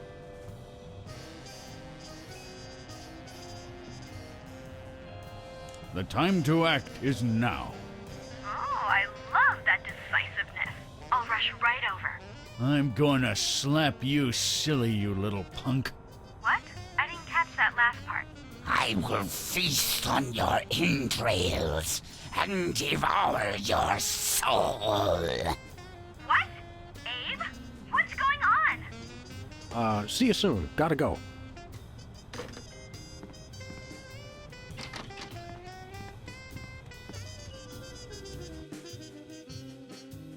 So, to sum up, family values are the bedrock of this nation. Our fidelity, honesty, and loyalty to family is our most sacred asset as Americans. Candidate Max, your rebuttal? Yoo-hoo, Mr. Lincoln! I believe we have a question in the audience from someone who is not Candidate Lincoln's wife. Oh, hi, Sam. Hi, Max. Greetings, random harlot. Abe, I'm here. Are you ready for our date? What? I've never seen this woman before in my life. But on the phone, you sounded so eager to meet me. Listen to me, America. I did not arrange a date with this woman. Oh, so she's good enough to fool around with, but not to date? Mr. Lincoln, I can't believe you're doing this to me.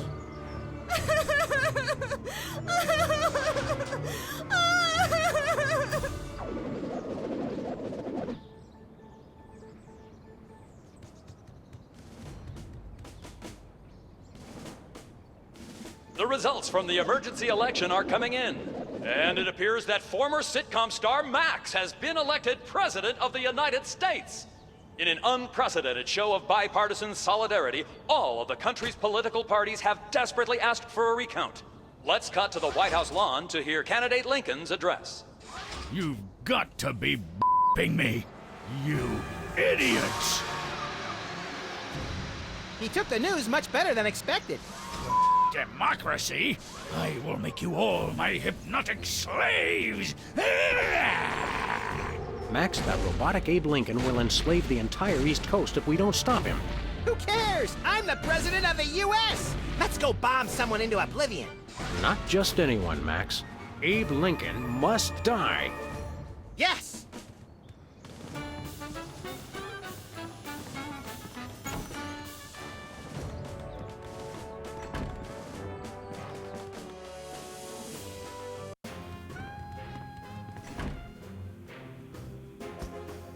Finally, Mr. President, you're here. That's the president? People will vote for anyone these days. Obviously. What's that supposed to mean? It means... Never mind. Look, Max, all the soda poppers are here. I don't have time for foreign dignitaries. Check out all the cool stuff on my new desk.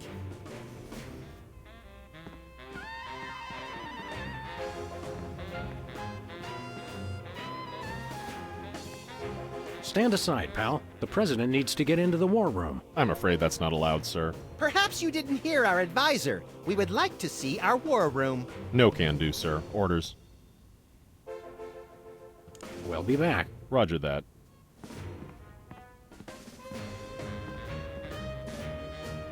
It's the Secretary of Presidential Whimsy ribbon. Looks like Max can use this to appoint someone as an honorary cabinet secretary.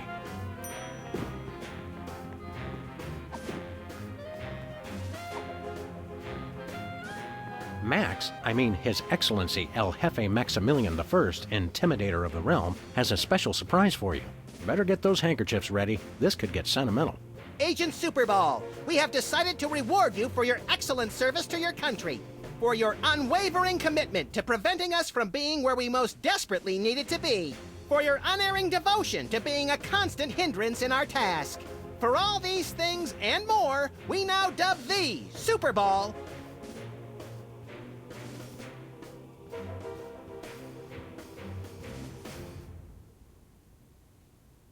Secretary of the Interior. We already have one of those. Oh, exterior? We have one of those, too. Fine, Secretary of the Posterior. So we have spoken, so it shall be. All hail Max. I'm overwhelmed, sir. I don't know what to say. Now run along to a cabinet meeting. I'm afraid I can't do that, sir. You've got to be kidding me. I still have my orders. It's the official United States calendar. 12 of the hottest Supreme Court justices in their skimpiest, naughtiest swimsuits. Even better, Max. You can actually change the official date. Oh boy!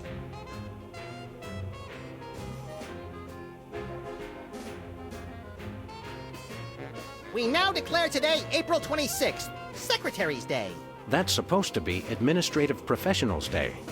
Wow, Sam. When I picked you for vice president, I didn't know you were such a politically correct bleeding heart liberal. All right, then. Secretary's Day.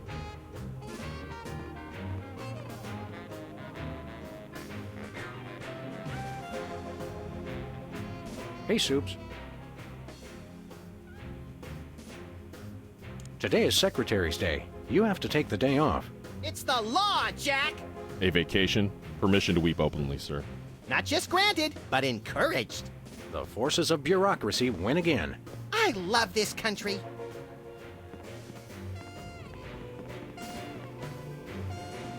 Welcome back, Governor Whizzer. Here to give another demonstration on soda abuse? That's not funny. What business do you have with the president? We're all here to get him to settle the great Dakotan conflict. Whether it's better to leave by plane or just kill yourself and hope you'll be reincarnated somewhere else? No! Which state gets custody of Mount Rushmore?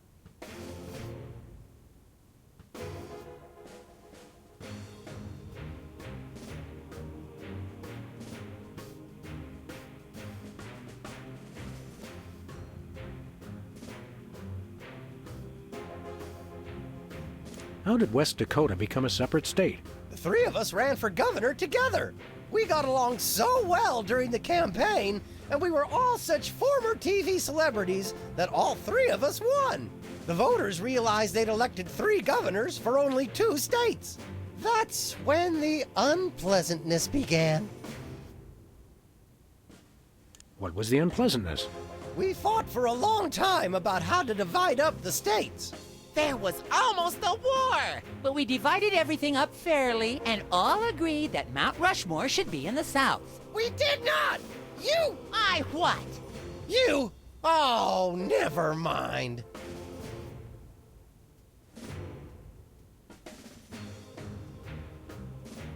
Thirsty? Yes! But you're not going to offer me a soda, are you? You know I can't resist them. We wouldn't do that.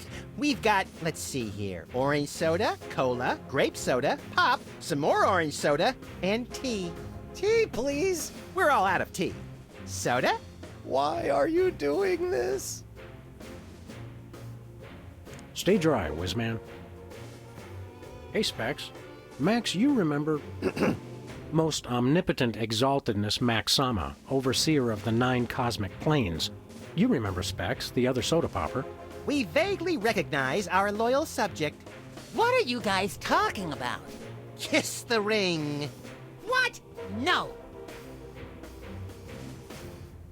What business do you have with the president? We're here to get federal resolution on a dispute. It wouldn't be a dispute if you... If I what? Nothing. Awkward. What have you been up to? Winning an election. I'm now the governor of South Dakota. Hey, just like Whizzer. No, not just like Whizzer. I was the first one of us to run for office. Like you invented it. You just... forget it. What are you doing as governor? I'm fixing the... I've got to... But what about the Badlands? We're making them even worse. Sing your theme song for us. No, I don't sing that anymore. I want to be respected as more than just a beloved TV celebrity. If it makes you feel better, you were never really that beloved. Sam and I always watched your show with detached irony. Leader Specs. Hey, Specs. Leader Specs. Look, Max, it's our old pal. Look, Grand Imperial Warlord Maximus Optimus, keeper of the Seven Keys. It's our old pal, the former Child Star and Embarrassing Idol semifinalist, Peepers. That's former Child Star and Embarrassing Idol semifinalist, Governor Peepers. You're a governor, too? That's right. I got North Dakota. North Dakota, the leftover state. I thought it was North Dakota, still warmer than Saskatchewan. Hey, be nice. We've got a rich and varied history. North Dakota, hope you like snow. North Dakota, come climb all over our big white butte. Hey! Sorry, I got caught up in the moment. What's there to do in North Dakota? Plenty! Snowmen, snow angels, snow forts, snowball fights, homemade ice cream, and of course the majesty of Mount Rushmore! That hasn't been decided yet. Right, I spoke too soon. What business do you have in the Oval Office? We need the president to settle custody of Mount Rushmore! Max has the presidential pen. Somewhere. Just tell me where to sign. Great! The problem is solved! But seriously, if you guys see the president, tell him we're waiting.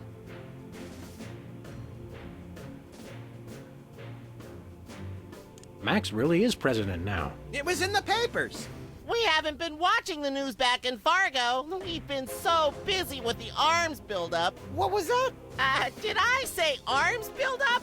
I meant Winter Paradise Toboggan and Scrapbooking Jamboree. Can't we all just get along? We can if we all just keep quiet and avoid another incident. Honesty is rarely the best policy. All us presidents know that. So long, peeps.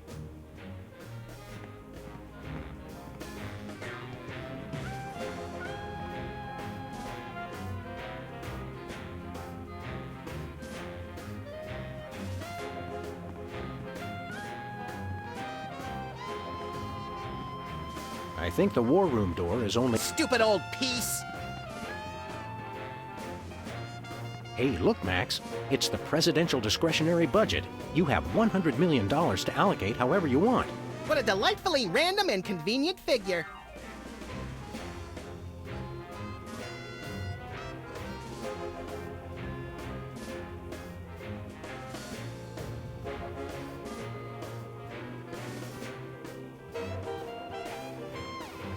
Oh boy!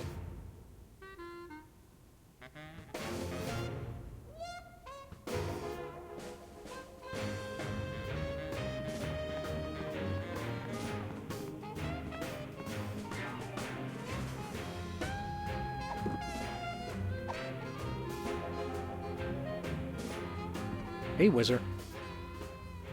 Why should your state get... Because they just want it for term. It'll become a monument to... People will realize that just like Washington, George Washington... Why do you think... Stay dry, Whizman.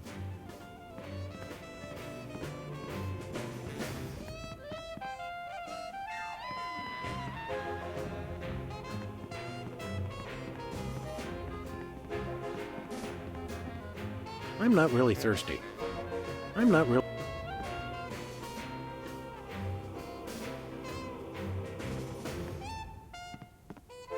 Throw pillows shaped... Interesting, since actual stars are shaped more like throw pillows. Welcome back, Governor. That's not... Why not divide it up equally? That would never work. It's not even. Each of you could get a third of Roosevelt. I want the mustache. I wanted the mustache. Okay, Max gets Roosevelt's mustache, Specs gets the glasses, Peepers, you get an ear and both nostrils. That just leaves me with the forehead. All right then, Whizzer, we'll throw in Crazy Horse, but that's my final offer. It's not even finished. This will never work. It's just like last time. Stay dry, Whizman. Hey, Specs. What business do you have with the president? We're here to get federal resolution on a dispute. It wouldn't be a dispute if you... If I what? Nothing. Awkward. Later, Specs. Hey, Peepers. So long, Peeps.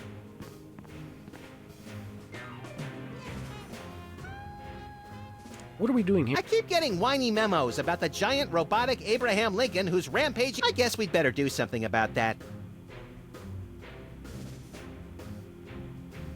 I'm glad we took this time to talk, Max.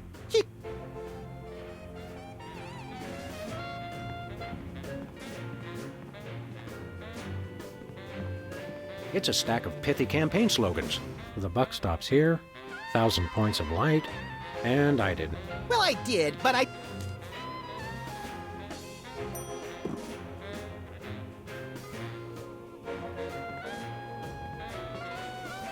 Oh, hi, America!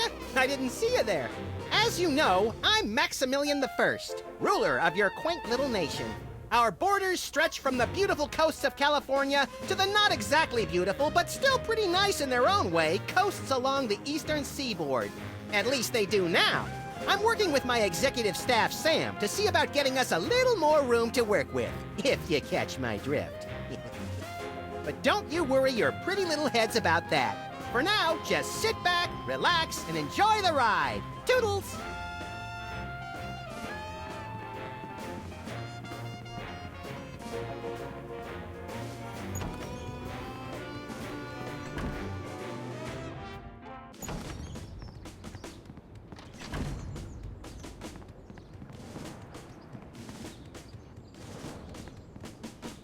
Hey, Jimmy. Beat it.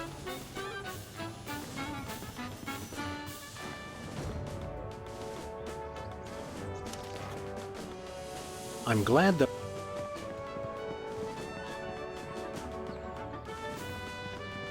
Where are we going, Sam?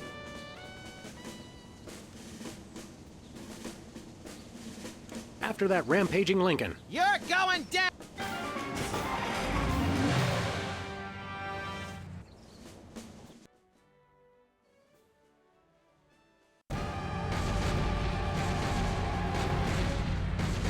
Well, he wasn't hard to find.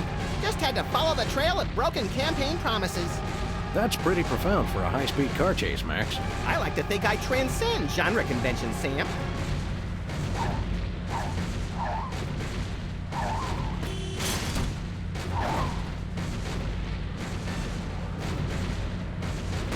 The bullets have no effect! He's made of marble, Max, and fueled by rage.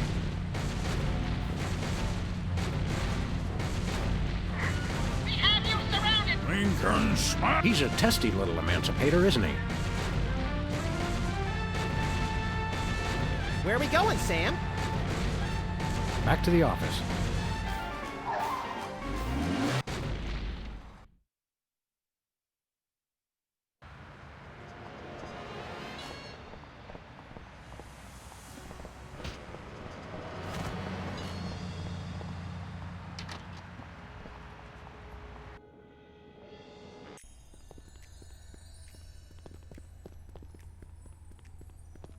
Hiya, Sybil. How are things in the world of computer-generated romance? Oh, I'm not doing that anymore. Can you believe that guy? Never mentioning that he was married? Men are such self-centered jerks. Preach it, girlfriend! So you changed careers again? Yeah, now I'm running a dating service. Come again? A carbon dating service. I bought this astoundingly useful machine that tells me how old things are. I usually just cut them in half and count the rings. There's a reason you're not invited to birthday parties anymore. I wanted a fresh start in a new career to get my mind off that fiasco with Honest Abe. This wasn't my first choice, but I got a good deal on the carbon dating equipment online. and I couldn't afford to change my sign. You're having financial problems? I'm afraid so. After my public humiliation with Lincoln, all the applicants for my dating service demanded their money back. Not to mention all the money tied up in pending litigation with the clients who watched Max's dating video. I stated very clearly up front that viewer discretion was advised. Believe me, I would love to just close up shop for a while and take a vacation. Forget about Honest Abe and all the lawsuits. It was a wardrobe malfunction! But unless I get a major windfall, I have to hope the carbon dating business takes off. How does carbon dating work? I don't know. Something about carbon-14 and half-lives and radiation. I'm impressed with your detailed scientific knowledge. Very professional. That's the beauty of it. I don't really need to know anything. I just aim my little machine at something and it tells me how old it is. Allow me to demonstrate. This tiki is... oh my gosh! It's 2,000 years old! This is fantastic! Old is good? Absolutely! I can have my office put on the National Register of Historic Places. I might even get a grant. I'd be rich! Can we borrow your carbon dating machine? No way! That machine is still my only chance to take care of my money problems. Unless I get a grant, since I'm now on the National Register of Historic Places. There's no way I'm letting it out of my sight.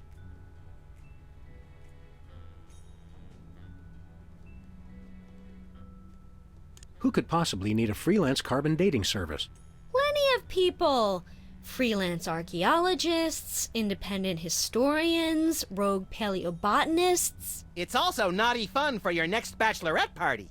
And now that Antiques Thunderdome is getting so popular, business is bound to pick up. Antiques Thunderdome? The show where common everyday people bring random junk from around the house to a giant steel cage match and engage in a no-holds-barred appraisal to the death? That's the one. Now everybody's convinced they have some priceless treasure in their attic, and their home will be declared a historic monument. See you around, Sybil.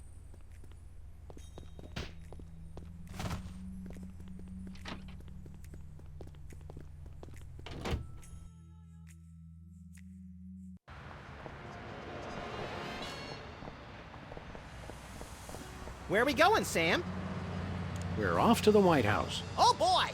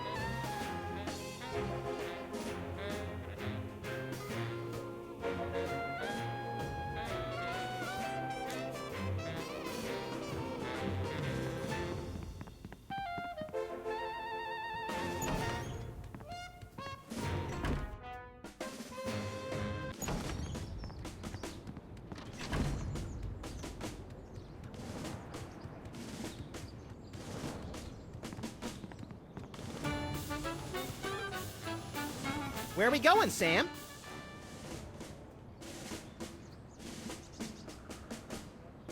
Back to the office. Shotgun!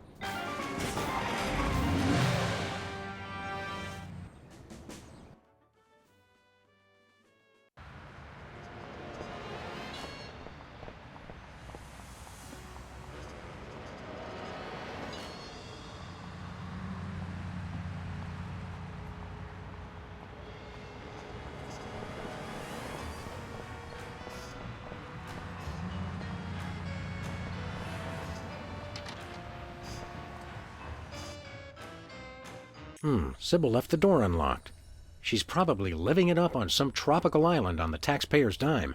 I bet she's getting abducted in some sleazy nightclub, forced to do unspeakable things for a power-mad despot before narrowly escaping his volcano-top lair with only one of her kidneys left. Don't be such a pessimist, Max. Sorry, Sam. It's just no fair. We're stuck here working, and she gets to have all the fun. It's Sybil's carbon dating machine.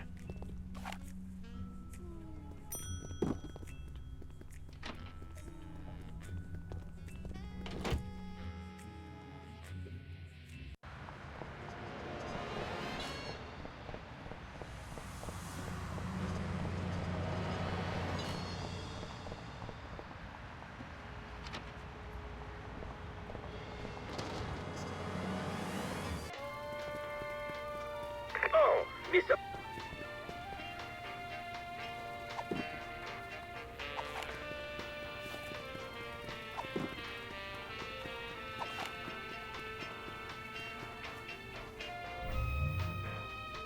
Well, Bosco, by my readings, these weenies date from the early Cretaceous period.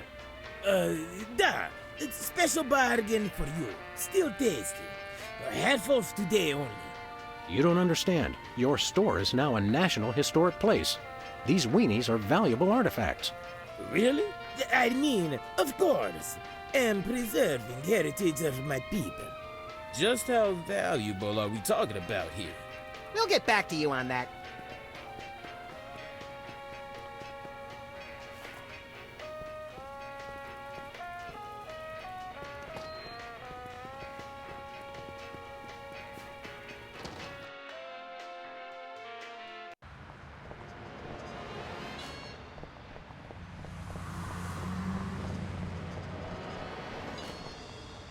Where are we going, Sam? We're off to... Oh, boy!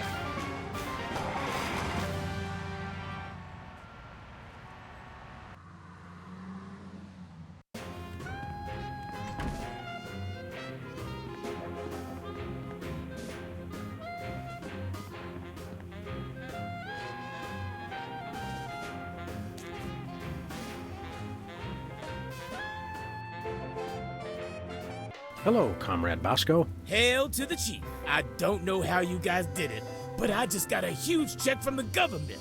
You earned it, Bosco. It's not easy to perfectly preserve weenies that predate the discovery of fire. Not to mention the teeming microcosm growing in the bathroom. We're considering making it a national wildlife preserve. Now I can finally finish my satellite defense system. So we can have the truth serum? Sure. Let me dig it up from the labs. This is a bottle of vodka. But it works. Trust me. Trust me. Get a couple of shots of that in somebody, and they'll tell you all their secrets. Thanks, Bosco.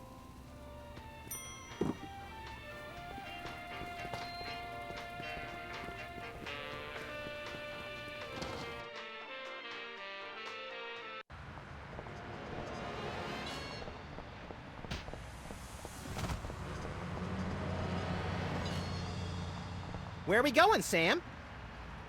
We're off to the... Oh, boy!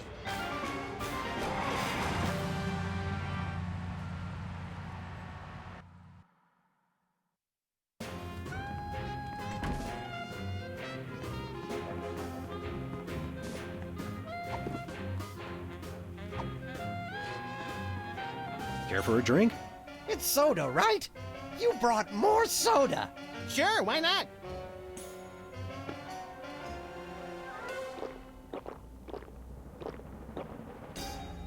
Wow! That's got more kick than the other ones. Thanks, Sam and Max. You guys are my best friends. Now, can we get back to the deliberation? What's the point?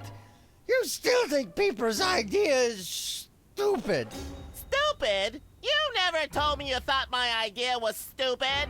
He said your idea of adding Herbert Hoover hugging the four other presidents was the stupidest thing he'd ever heard.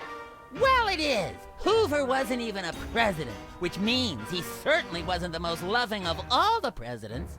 Well, at least I didn't suggest putting a parking garage in George Washington's forehead, like some four-eyed freaks I know. You little... You big... Of course you realize this means war! War! War!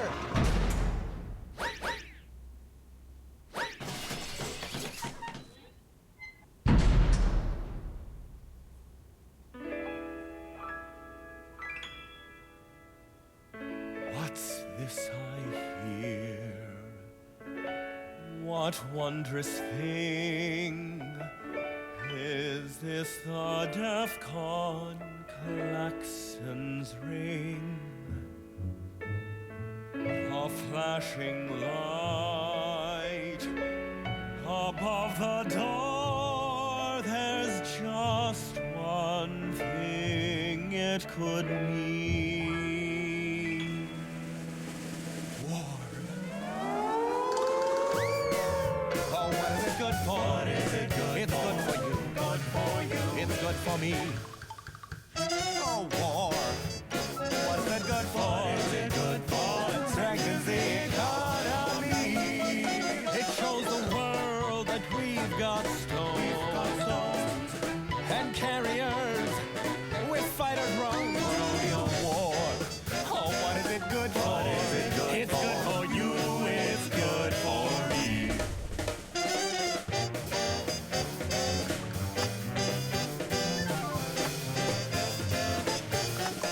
It's the cat's meow.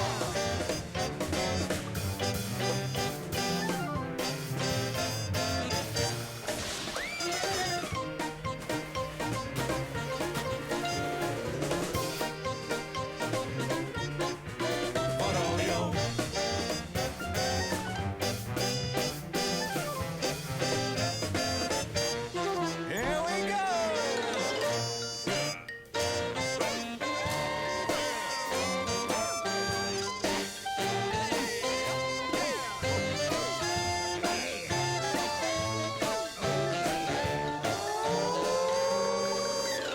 War. Oh, what is it good for? What is it good it's for? Good for you. It's good for me. Oh, war. Oh, what is it good for? Oh, it strengthens the economy. All lengthy battles and incumbents dream. Because you can't change horses in midstream. For bombs and guns and so much more. We celebrate the joys of war, war, war. For bombs and guns, oh, and so much more. We celebrate the joys of war. Well, Let's not do that again.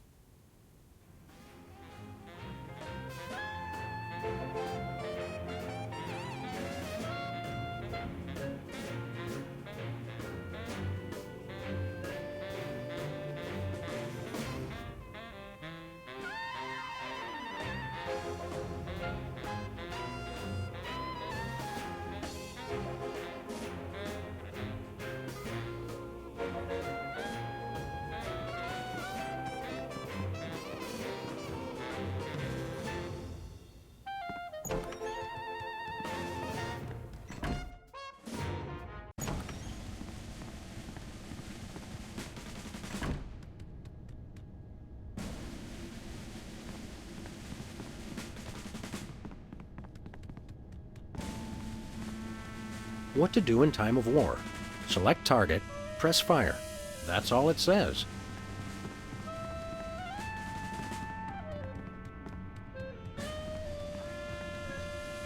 Looks like a remote homing beacon in the frigid Antarctic.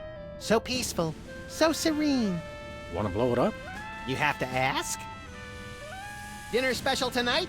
Penguin flambe. Who would have suspected the Washington Monument is really a self-replenishing supply of intercontinental ballistic missiles? It's good to see it used for something more useful than corny innuendo for once. I wonder if this will have a significant impact on our delicate ecosystem. Absolutely. My ego is bigger already. The homing beacon to the Kremlin doesn't seem to be working. It was probably turned off in the spirit of Glasnost. More likely those lazy commie bastards forgot to change the batteries. Lazy former commie bastards, Max. It's the distant, peaceful world of Krypton. They mock us with their utopian society of crystal cities and absentee parents. They must be exterminated! This'll teach them to put me in the Phantom Zone. You will bow down before me! Aww. Better pull up a chair, little buddy. Well, what do you know? Bosco was right. The government really has been targeting his store for destruction. Won't he be glad when we tell him? What do you say we keep this to ourselves, Max? You're right. We don't want to ruin the surprise. Attention, Bosco shoppers. Clean up in aisle everything.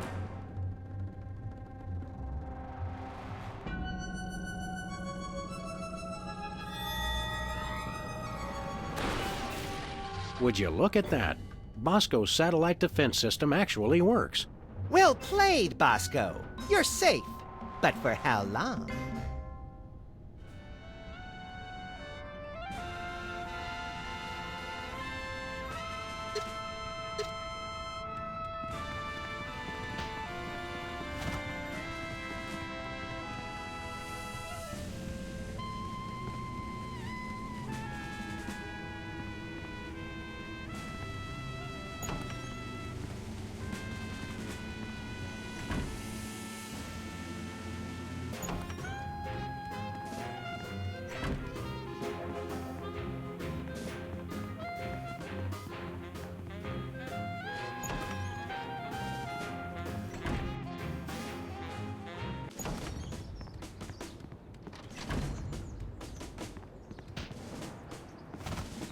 Where are we going, Sam?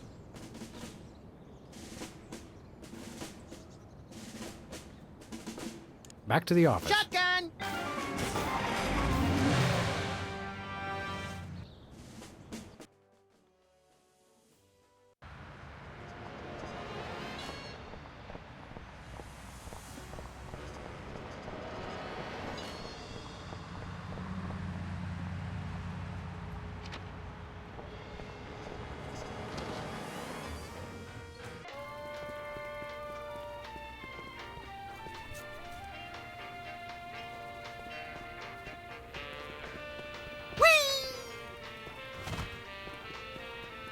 Look, stuck to the camera. That must be the homing beacon for the intercontinental ballistic missiles aimed at Bosco's store. What was that? He said, that must be the best price on baby wipes I've ever seen.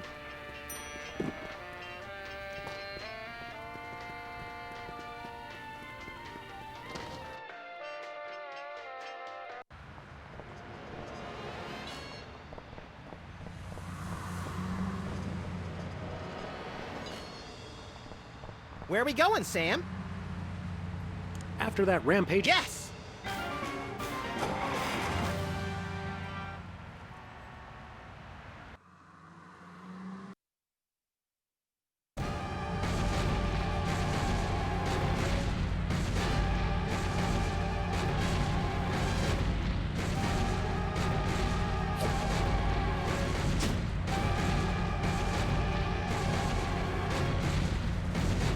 Nice toss, Max.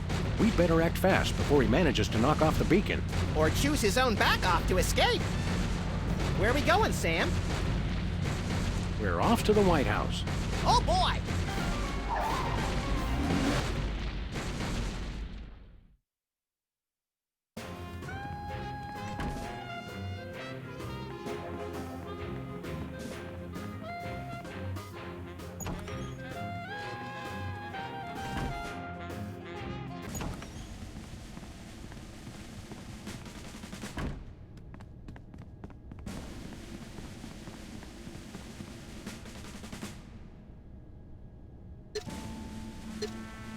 Looks like the targeting beacon is still stuck on Lincoln. This is a pretty impressive temper tantrum, Sam. At this rate, he'll have enslaved all of D.C. and most of Baltimore by tomorrow morning. Egads, you're right, Max. Still, I think we should stop him. We haven't got anything better to do. Mr. President? Don't mind if I do. Quick, let's go. Shouldn't we revel a little?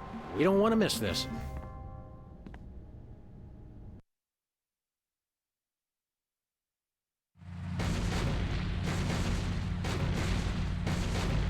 All do my bidding. I am the most powerful presidential monument ever created!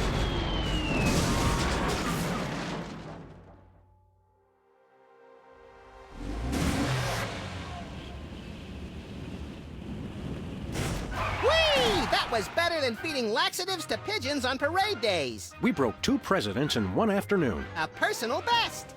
Well, it looks like the country is saved, at least from mass hypnosis. What do you want to do now? Let's abuse my powers as leader of the free world to squeeze the middle class until they're burning their own shoes for heat. Sounds fun, but I was thinking we could treat ourselves to some chocolate-frosted gut bombs and then have a little target practice down at the Smithsonian. Sam, you're my best friend. Agent Chuckles, report. Query status. Lincoln Gambit, 4-7. Query not acknowledged and acceptable timeout parameters. Error. Error. Error. Error.